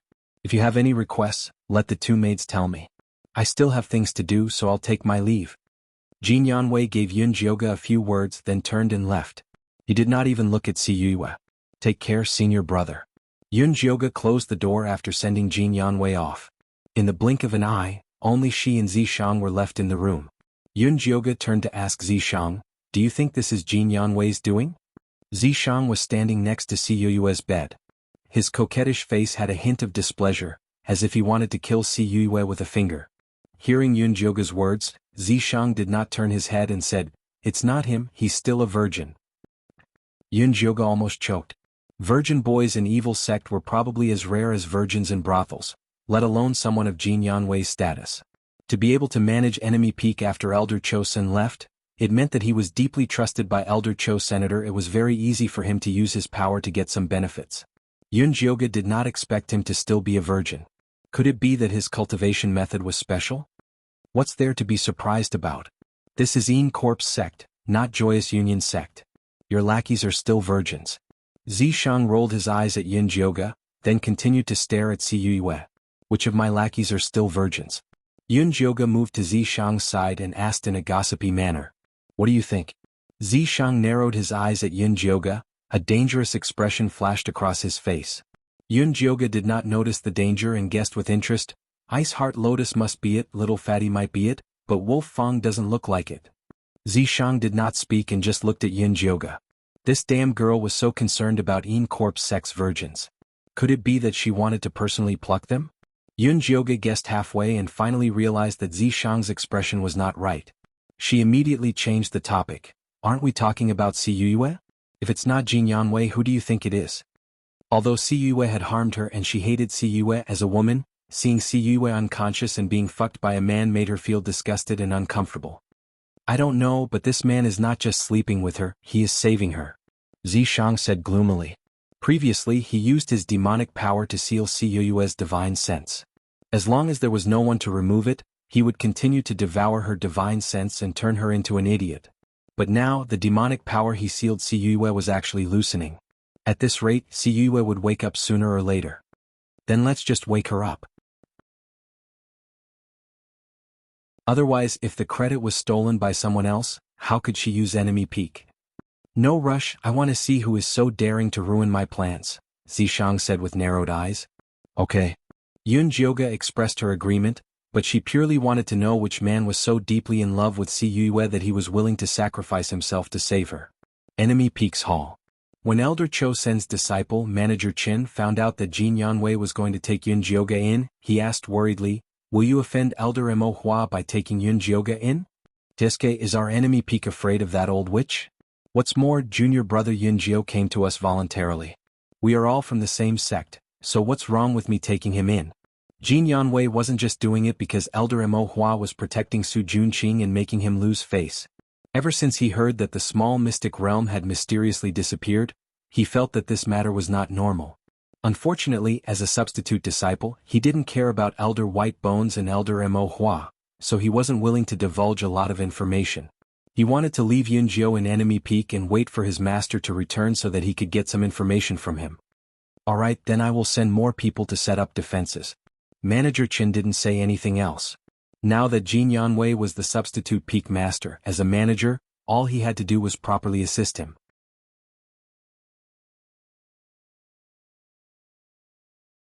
Chapter 342. After Manager Chin left, Jin Yanwei was still worried, so he took out the communication talisman his master had left him and explained the matter. His master quickly replied, telling him to keep Yun Jio at all costs. When Jin Yanwei saw that even his master supported him, he was even more at ease. He immediately went out to personally take charge of the defense. Elder Mo Hua had always been domineering. It was not impossible for him to come to enemy peak to snatch her away. He had to be prepared. Enemy peak was on full alert. Yun Jioga was not idle either. She was busy examining Siyue. Originally, she had only planned on undoing Zishang's demonic power seal, but she had not expected to find another problem. Did you cause this injury? Yun Jioga suddenly found a bruise in Siyue's memory center.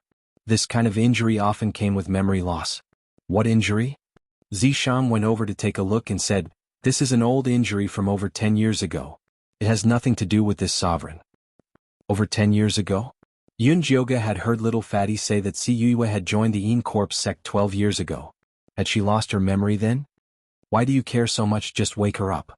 In his opinion, he should have turned Siyue into an idiot with a finger. She is an important tool for us now. What's the use of turning into an idiot? Yun Jioga was very open-minded. Since he had already saved her, he naturally had to be a good person to the end. As for the grudges at Blood Cloud Peak, he would settle them in the future. Up to you. Zishang was not too concerned about this. He was more concerned about the flower thief who had ruined his plans. Yun Jioga did not say anything more to Zishang. After she understood the condition of the bruise in Siyue's brain, she took out the thunderfire needle and started acupuncture. Dense needle shadows with a bit of thunderfire and green light landed on Siyue's head and face.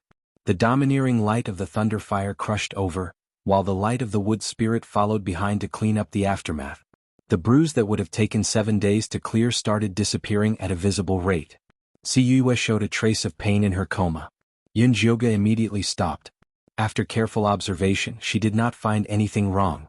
Ever since she had obtained the wood spirit from the human-faced Peach King, the Thunderfire Needle's life force had become even denser, and its healing effects had become even better. It was impossible for it to hurt Siyue. However, Siyue's expression became more and more pained, and tears began to flow from the corners of her eyes. Although Yun Jioga did not understand, his hands did not stop moving. Soon, the blood clot disappeared and the seal was lifted. All that was left was to wait for Siyue to wake up. Have you finished setting up the traps? Yun Jioga asked as he put away the needles. If he could capture the person who had secretly saved Siyue, he might be able to gain something. Yunjioga was very interested in anything that could help her deal with the three great elders. I guarantee that he won't be able to return. Zishang was determined to win. Night gradually fell. The two maids prepared the meal and invited Yunjioga over to eat. The food was mediocre. She could tell that Jin Yanwei really didn't care much about this place. Other than sending her here at the beginning, he didn't come to visit her again, nor did he send anyone to ask for a message. However, Yunjioga had already learned from Zishang that Enemy Peak was currently facing a great enemy, so she was tactful enough not to cause any trouble for Jin Yanwei. She ate dinner and went to sleep early. It was dark outside, and after midnight, it was even quieter. In a remote bamboo forest behind the mountain, a black shadow quickly ran towards Siyue's small courtyard. The black shadow was tall and thin, dressed in a nocturnal robe. His face was covered by a black hood, and not even his eyes could be seen. He vigilantly observed his surroundings before tiptoeing into the small courtyard. The black shadow first went to the two maids' room and blew a cloud of sleeping smoke into it. When he heard that the breathing inside had deepened, he went to Yunjioga's room and blew a cloud of sleeping smoke as well. Yunjioga lay on the bed and calmly watched the colorless and odorless smoke slowly spread. She first swallowed an antidote pill, then pretended to be asleep. The black shadow vigilantly scanned Yunjioga with his divine sense a few times. After confirming that it had been affected, he walked towards Siyue's room. Siyue had just washed her body in the evening and changed into a pale pink dress. Lying on the bed, she looked serene and beautiful. The black shadow stood by the bed and stared at her for a moment, then reached out to touch her head and face. There was still a needle hole left by Yunjioga's acupuncture at noon. He carefully examined Siyue and found that there was nothing wrong with her. He then took out a gray disc and placed it at the head of the bed. The disc was carved out of spirit wood, and it was densely carved with runes. There were even a few spirit jades placed on it. After it was activated, it spewed out a thick cloud of smoke that enveloped the entire room. The room immediately became incomparably dark, and there was a faint flow of gray yin qi. It turned out to be an offensive and defensive formation. After the black shadow got on the bed, he skillfully untied Siyue's clothes. However, just as he undid her belt, the gray yin qi of the formation fluctuated violently. The black shadow immediately jumped up and quickly jumped towards the window at the back. There was a bamboo forest there, and he had set up a psychedelic defensive formation so that he could escape once he entered it. However, as soon as he jumped out of the window, he felt a sharp pain in his feet, followed by a strong numbness that spread throughout his body. At the same time, a thick green vine emerged from the ground and tied him up like a dumpling. He was shocked and tried to use all the spiritual power in his body to break free, but a stone flew out of nowhere and hit his Dazui acupoint. His waist went numb and his spiritual power dissipated. He sat on the ground, paralyzed. In the next second, a demonic youth with red eyes and purple lips walked out of Siyue's room, still holding the disc that he had set up. It was Yunjioga who was pretending to be asleep. "Let me see who you really are." Yunjioga sneered. He stepped forward and pulled off the black shadow's mask. "Why are you here?" Yunjioga was shocked when she saw the black shadow's true appearance. She would never have guessed that the man who came to molest Siyue in the middle of the night was little Fatty's uncle, Jin Chuan. Jin Chuan frowned and stared at Yunjioga with a fierce look. "Senior Jin Chuan, I remember that you are the sect master's steward. Why are you looking for senior sister Yue at Enemy Peak so late at night?" Yunjioga was not afraid of him at all. The last time Jin Chuan came looking for her, he had been acting all high and mighty. She was very unhappy, and today was the perfect time for revenge. "This has nothing to do with you. I advise you to mind your own business and worry more about yourself." Jin Chuan's voice was gloomy and threatening. He looked like he was telling her to mind her own business if she could not protect herself.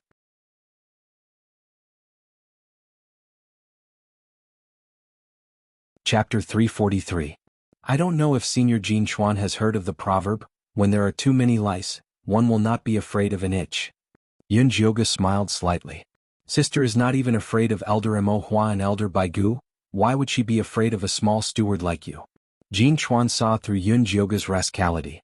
After a moment of silence, he said with a straight face, "I'm here to save Siyue. If your medical skills are really that good, you should have already seen that the divine sense seal on her has loosened a lot." "That's right, I did see that the seal on senior sister Yue has loosened a lot. Apart from that, I also saw that the method you used to remove the seal was not very good. It felt like you were taking advantage of her." Yun Jioga was more reserved and did not mention that Jin Chuan was with the female corpse.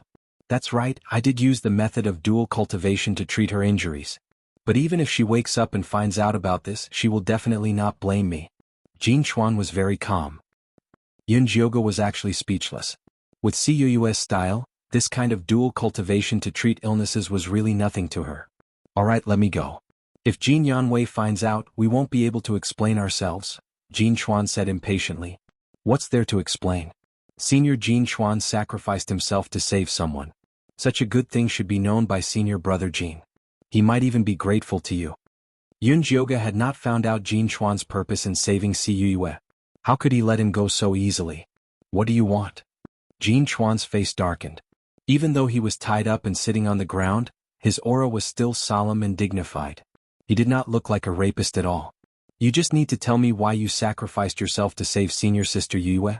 Oh, that's right, there's also this array disc. I remember that the Een Corp sect is only good at Een spirit talismans and not array formations.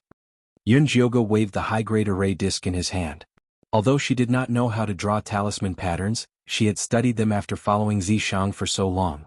The black fog emitted by the array disc seemed to be driven by Een Qi, but it was actually carved with the unique talisman patterns of the Purple Cloud sect.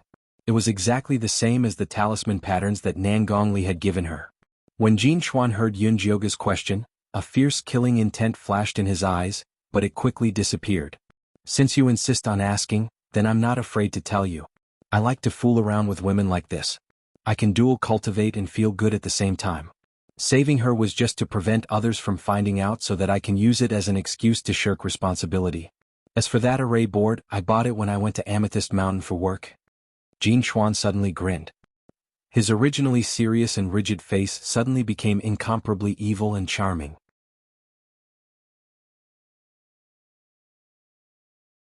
He looked like an out-and-out pervert.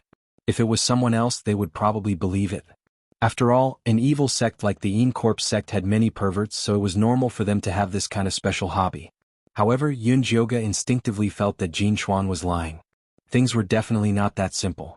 Just as she was about to continue asking, Zishang transmitted his voice. Something happened at Enemy Peak. Jin Yanwei is heading this way. Yun Jioga decisively gave up on asking. For Jin Lin's sake, I'll let you go this time. Next time, if you want to fool around, you'd better choose the right person to avoid losing yourself.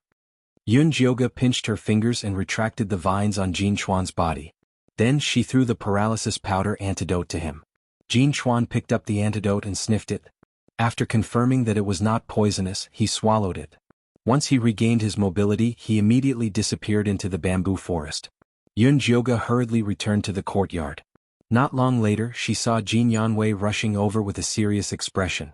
Behind him were Manager Chen and the elite disciples of Enemy Peak. Yun Jioga pretended to be sleepy as she walked out. She asked in surprise, "Senior Jin, it's so late. Why did you come? Do you have a mystic Een white bone monkey with you?" Jin Yanwei did not even bother with small talk and asked directly. "That's right." Yun Jioga nodded. From the looks of it, Elder White Bone had come looking for him. "Take it out for me to see." Jin Yanwei extended his hand and said, "I didn't bring it with me." Yun Jioga would have to be stupid to take it out. Jin Yanwei frowned and said angrily, "Do you know you've gotten into big trouble?" He had originally thought that Yun Jioga had only offended Elder Mo Hua. He had not expected her to have a mystic Een white bone monkey with her. Now that Elder White Bone and Elder Mo Hua had come together, one wanted the monkey and the other wanted him, he really could not take it anymore. The mystic Een white bone monkey is a spiritual being. If it wants to leave, I can't stop it. Yun Jioga said innocently. "Why are you still talking nonsense with me at a time like this? Do you think Elder Mo Hua will believe your nonsense? Be careful that they don't use the soul-searching technique on you if they are forced into a corner. In the past, Su Junqing was pampered, but now he is still in a miserable state. Do you want the same?" Jin Yanwei said threateningly. "Even if I use the soul-searching technique, it's useless. I don't have it." Yun Jioga was not afraid. She had Zishang backing her up. It was impossible for those two old things to touch her. You. Jin Yanwei pointed at Yun Jioga and said hatefully, "All right, I can't protect you anymore. Go talk to Elder Mo Hua and Elder White Bone yourself." He did not believe that Yun Jioga was not afraid. "It's fine if I go. However, if people talk about Enemy Peak in the future, I'm afraid no one will dare to come up again. Yoga smiled. It would have been fine if Jin Yanwei had rejected her when she first came up. Now that he had taken her in, he had to hand her over under the pressure of Elder White Bones and Elder Black Flower. Wasn't this telling others that enemy peak was shorter than the other peaks? It would definitely be very embarrassing if word of this got out. You dare to threaten me? Although Jin Yanwei had a baby face, he was naturally not a kind person to be able to get to this position on enemy peak. At this moment, he glared and his killing intent surged. Senior brother Jin, you're worrying too much. I didn't mean that. Didn't you say that you would bring me to see Elder White Bones and Elder Black Flower? Then let's go. Yoga's expression confused Jin Yanwei. Could it be that he was confident that he would not be eaten alive by Elder White Bone and Elder Emohua? However, with his cultivation of Qi refinement stage 5, what bargaining chips could he have? Jin Yanwei was a little bewildered, but he had already spoken and could not go back on his words. For a moment he was in a difficult position. At this moment, the door of the small courtyard behind him creaked and a delicate and pleasant voice sounded. Senior Jin, you must not hand him over. Junior sister Yue, you're awake? Jin Yanwei looked at Si Yue, who was wearing a lotus dress and standing gracefully at the door in shock. He really did not dare to believe his eyes. It's all thanks to this junior brother's miraculous skills that I was able to wake up. Si Yue nodded at Yoga and then said to Jin Yanwei sternly, Senior brother, this junior brother is a talent. We must not let White Bone Peak and Ink Flower Peak benefit.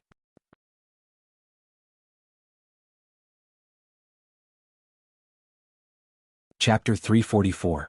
Junior sister Yue, your wounds have just healed. Go back and rest. You don't have to worry about this. Jin Yanwei said impatiently. She had been lying on the bed for so long and had yet to figure out the situation. Senior brother Jin, although I don't know why Elder Emohua and Elder Baigu are so bent on targeting junior brother Yunjiu, I know that whatever they are fighting over must be something good. Si Yue's voice was gentle and unhurried, but her words struck a chord with Jin Yanwei. I understand what you're saying, but the two elders have already said that if we don't hand over the person, they'll personally search for us. Without Master here, we won't be able to hold them down. Jin Yanwei was worried as he spoke of this. Senior brother, you really like to joke. Junior brother Yunjiu isn't at enemy peak. He has hands and feet, so where are we going to find him? Si Yue said with a smile. Jin Yanwei's eyes lit up, but he quickly shook his head and said, It's impossible for junior brother Yunjiu to leave corpse sect. There's no need to go through so much trouble. Just find a place to hide him on enemy peak. Si Yue said. Our enemy peak is only so big. The two elders will know everything with their divine sense unless. Jin Yanwei said and suddenly thought of a place that the two elders wouldn't find. Senior brother, are you talking about the forbidden area at the back door? Si Yue immediately saw through Jin Yanwei's thoughts. That was the forbidden area that Cho Sen had set up. It was filled with traps and restrictions. Other than Jin Yanwei, no one could enter or leave. Yoga had been silently eavesdropping. When he heard the forbidden area, his eyes lit up. This meant that there were many fortuitous encounters. Yes, that is the most suitable place, but I'm afraid that Master will find out. Jin Yanwei was still afraid that his master would be angry. Senior brother's worries are reasonable. Si Yue thought for a moment and said, How about this? We seal junior brother Yunjiu and put a restriction on him. Then we put him in the outermost area of the forbidden area. As long as he doesn't get close to the center, Elder Cho Sen won't say anything. However, junior brother Yunjiu will have to suffer. Si Yue looked at Yoga apologetically. Senior sister Yu, you're too courteous. As long as I can keep my little life, it's already good enough. There's no need to feel aggrieved, Yoga said righteously. But Jin Yanwei was still hesitant. At this moment, the alarm on enemy peak suddenly rang loudly, and the wind and clouds surged. Elder Emohua's sharp voice sounded, Brat Jin, if you don't hand over Yunjiu to me, I'll tear your enemy peak apart. Alright, let's go to the forbidden area then. Time was of the essence, so he didn't have much time to think about it. Jin Yanwei straightforwardly placed a restriction on Yoga, and used a long whip magical artifact to seal off one's aura to tie her up tightly. After confirming that there were no mistakes, he personally carried Yoga towards the back of the mountain. He could not help but mutter along the way, Junior brother Yunjiu, that's my master's forbidden area. There are restrictions everywhere. Once you're inside, just stay put. I'll come get you after I send the two elders away. Senior brother, what if they don't leave? Yoga asked. You don't have to worry about that. My master will be back by tomorrow at the latest. When that time comes, they'll have to leave even if they don't want to. Jin Yanwei was very confident in his master's strength. Alright then. When that time comes, senior brother must put in a good word for me in front of Elder Cho Sen. Yun Jioga said sincerely. Don't worry. As long as you hand over the mystic Yin skeleton monkey, my master will reward you even without my good words. Jin Yanwei secretly said to himself. The forbidden area at the back of the mountain was not wide. After walking along a winding path, he saw a forest of pagoda trees, which was the ghoul corpse-killing formation that Elder Cho Sen had meticulously set up. It was filled with ghouls, all of which were good seedlings that Elder Cho Sen had gathered from all over the place. He wanted to use the method of raising goo to kill each other so that he could cultivate a ghoul king. Although the highest level currently was only a ghost general, it was still enough to crush Jin Yanwei to pieces. Jin Yanwei slowed down and took out a red token the size of a palm from his storage pouch. It was neither made of metal nor wood, and there was a layer of red mist floating above it. He could vaguely see countless ferocious ghosts. This was the pass that his master had given him so that he could feed these ghouls. Jin Yanwei raised the red token high above his head. A faint red light shone down from the token, secretly wrapping him within it. He slowly walked into the pagoda trees, and a thick corpse aura assaulted his senses. Countless ghouls stood under the trees and stared at him, revealing an instinctive desire for flesh and blood. Although it was not Jin Yanwei's first time here, he still felt his scalp go numb. He randomly found a large pagoda tree, threw the bundled-up Yun Jioga over it and ran away without looking back. Yun Jioga leaned against the tree trunk, looking at the pale and ferocious ghouls around her gloomily. Although Jin Yanwei had already given her enough spirit-sealing talismans, it still could not stop the fragrance of her tender flesh. Not long after she put her down, the ghouls began to stir and staggered towards her. This Jin Yanwei must have done this on purpose so that she could release the profound Yin skeleton monkey to save her life. Although Yun Jioga had already seen through their scheme, she had no choice but to comply. Who told him to disappear as soon as he entered the great corpse ghost formation? Little monkey, come out. Yun Jioga carefully chanted the summoning incantation, and the little skeleton monkey flew out from her storage bag. After quickly assembling itself, it spat out a faint yin qi that enveloped her, concealing her human scent. Even so, the ghouls still circled around Yun Jioga, as if they were watching a bunch of monkeys. In the blink of an eye, there were 3 layers inside and 3 layers outside. The thick corpse stench almost suffocated Yun Jioga to death. Little monkey, spit out some air. Yun Jioga could also see that the little skeleton monkey was slacking off. Kacha kacha. The little skeleton monkey shook its head at Yun Jioga in dissatisfaction. The soul fire in its eye sockets was extremely small. It had been locked up for a long time, so naturally it did not want to work. Little monkey, be good. After big sister is done with this, I'll make you a big bucket of yin chi water to drink, okay? Yun Jioga hurriedly coaxed. Ever since entering the small hidden realm, the profound yin monkey source of yin chi had been cut off. It was no wonder that it was angry. The skeleton monkey raised a finger, indicating that it wanted to add another bucket. 1 bucket is too much. 2 scoops at most. Yun Jioga flatly refused. It was not easy to get a bucket of yin chi water for this guy, so she could not let it get used to its bad habit. The little skeleton monkey's soul fire flickered. Then it seriously stretched out its palm, indicating that it wanted 5 scoops. Fine, 5 scoops it is. Yun Jioga gave in. These ghouls were really too smelly. The little skeleton monkey's lower jaw moved in satisfaction, revealing a smile. Then, it prepared to pour more yin chi into it. Suddenly, a thumping sound came from the ground in the distance. The surrounding ghouls screamed in fear, then scattered in all directions as if they had seen a ghost.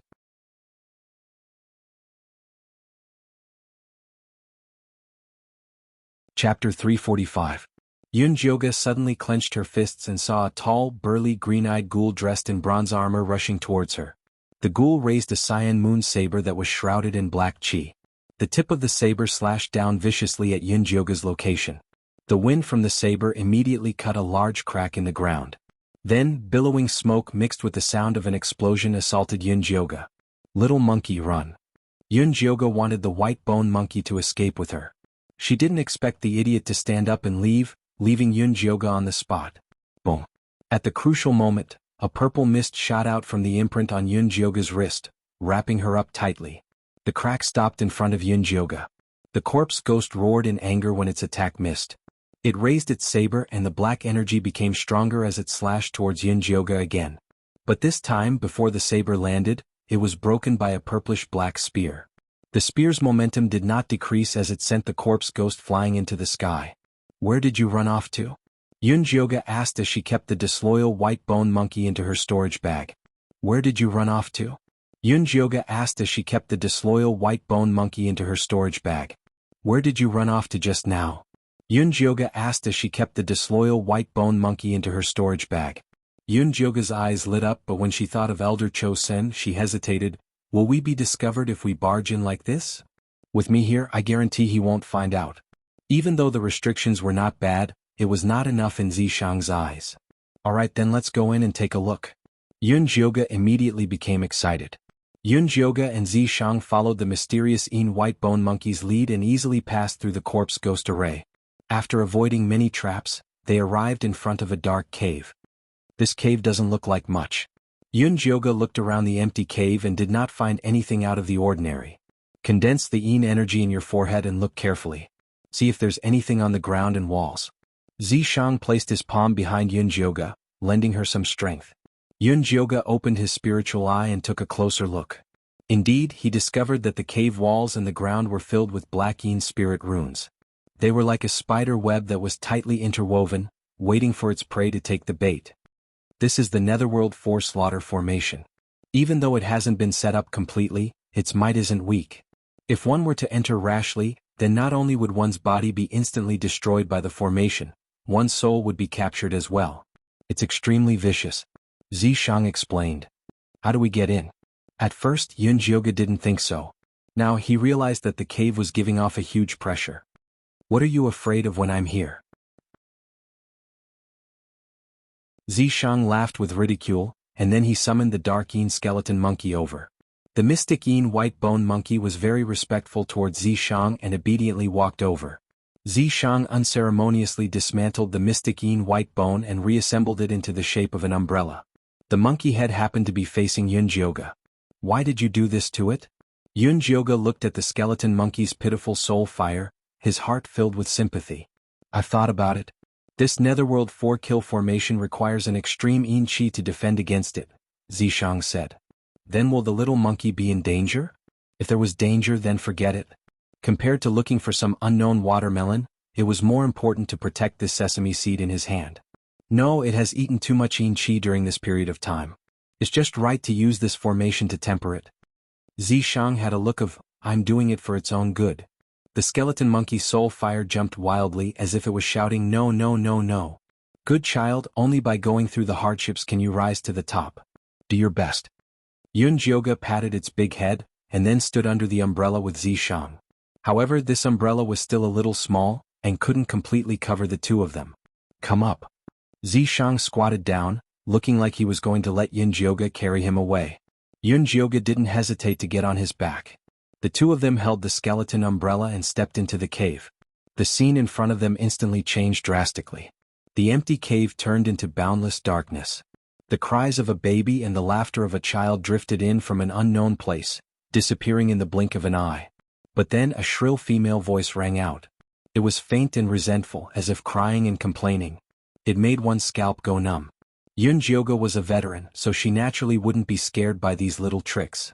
Just as she was about to urge Zishang to continue forward, she realized that the skeleton umbrella in her hand suddenly sank, and she almost dropped it. That's the Netherworld blocking the way. Zishang carried Yunjioga with one hand, and took the skeleton umbrella from her hand with the other. Yunjioga's heart immediately lightened. She was wondering why it felt like there was something sitting on the umbrella. Zishang carried Yunjioga forward in the darkness. Those strange sounds kept disturbing their eardrums. Towards the end, it turned into familiar human voices. Yunjioga even heard the voices of Mother Qing Yiyu and Luo Tian. It made her want to greet them, but she held back in the end. Although Zishang was walking very steadily, Yunjioga could still feel the skeleton umbrella getting heavier and heavier. The sound of bones being squeezed was so unpleasant that it made her teeth ache.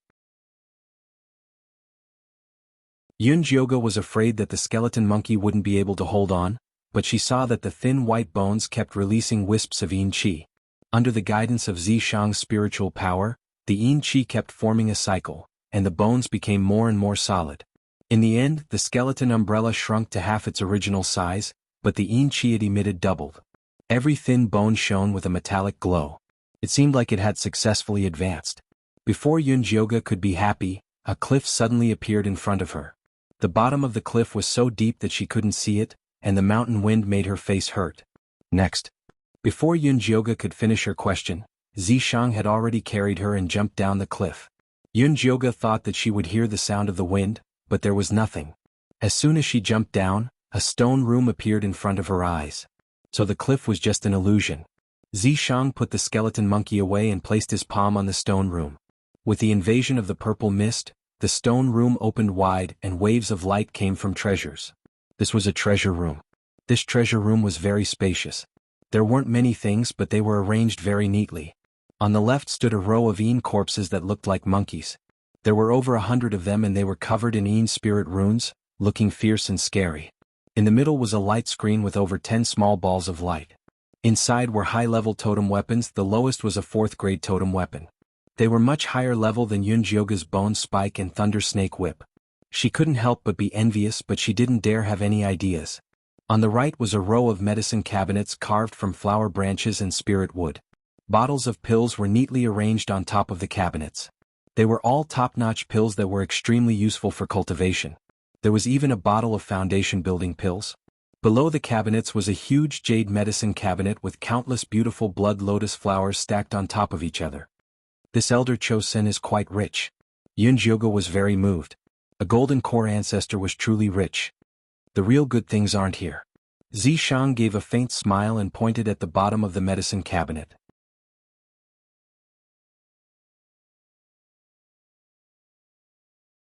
Chapter 346.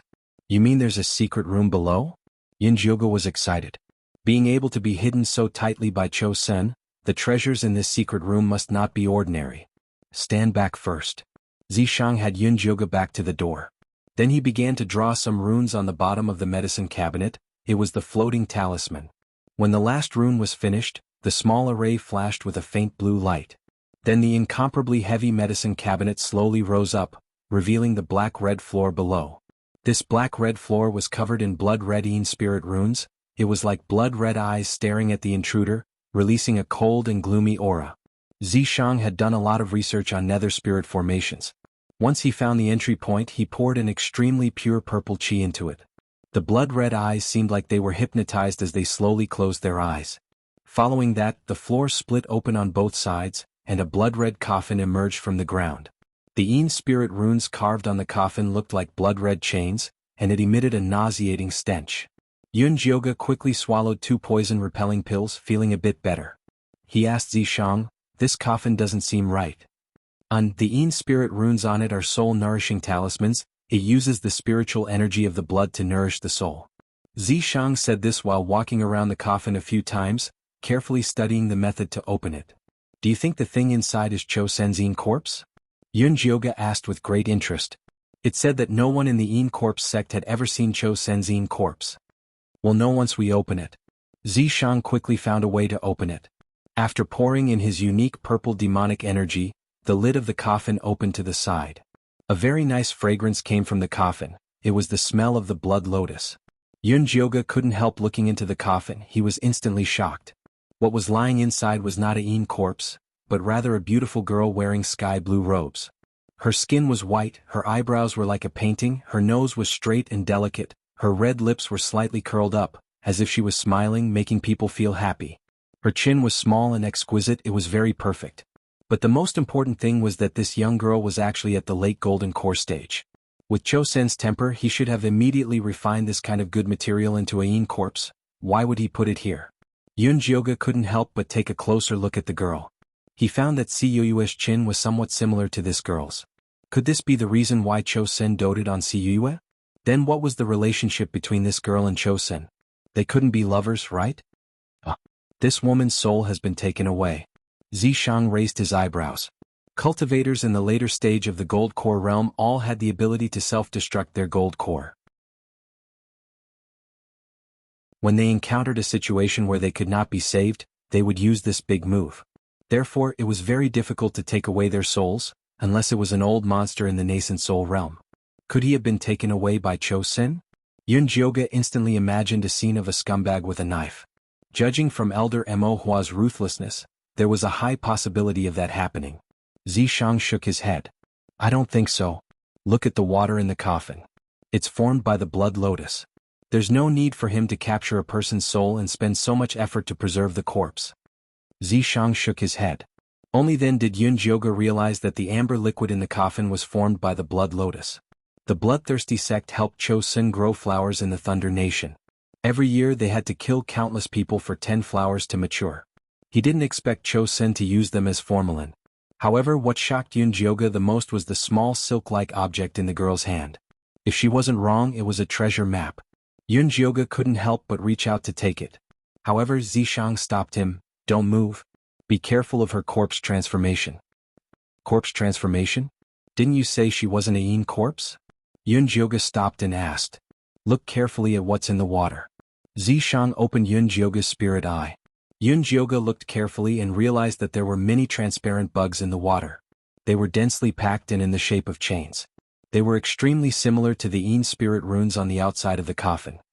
Those are all high-level corpse bugs. If you encounter this woman, those corpse bugs will immediately cover her body and use her gold core late-stage cultivation to fight you to the end. Zishang said. Then forget it. Yun Jioga was only here for sightseeing. He didn't want to cause such a big trouble. Although I can't take it away, I can still take a look.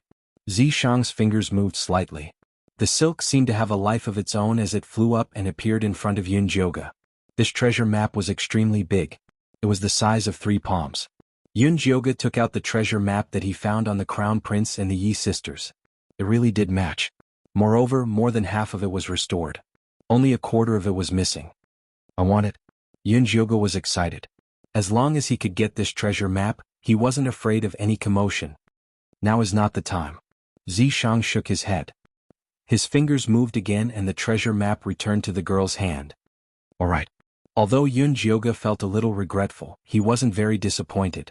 Since he already knew that the item was here, he could come back to take it when he had the chance. Let's go. After Zishang restored everything to its original state, he brought Yun Jioga out of the treasure room and returned to the ghoul corpse array. Elder Mo Hua's incomparably furious voice echoed in the sky. Yun Jioga, you brat, how dare you trick me? How dare you? Don't think that you'll be safe just because you're hiding in enemy peak. Do you believe that I won't skin you alive after I get my hands on you? Her tone sounded like Yun Jioga was cheating her of her money and sex. Yun Jioga felt that she was being wronged. She had never agreed to be Elder Mo Hua's male pet. How was this cheating? Yun Jioga, don't be afraid. Come out in peace. I'll protect you. Elder White Bone's friendly voice sounded behind Elder Mo Hua. You just have to give me the abstrusine white skeleton monkey. Anyway, that treasure won't be of much use in your hands.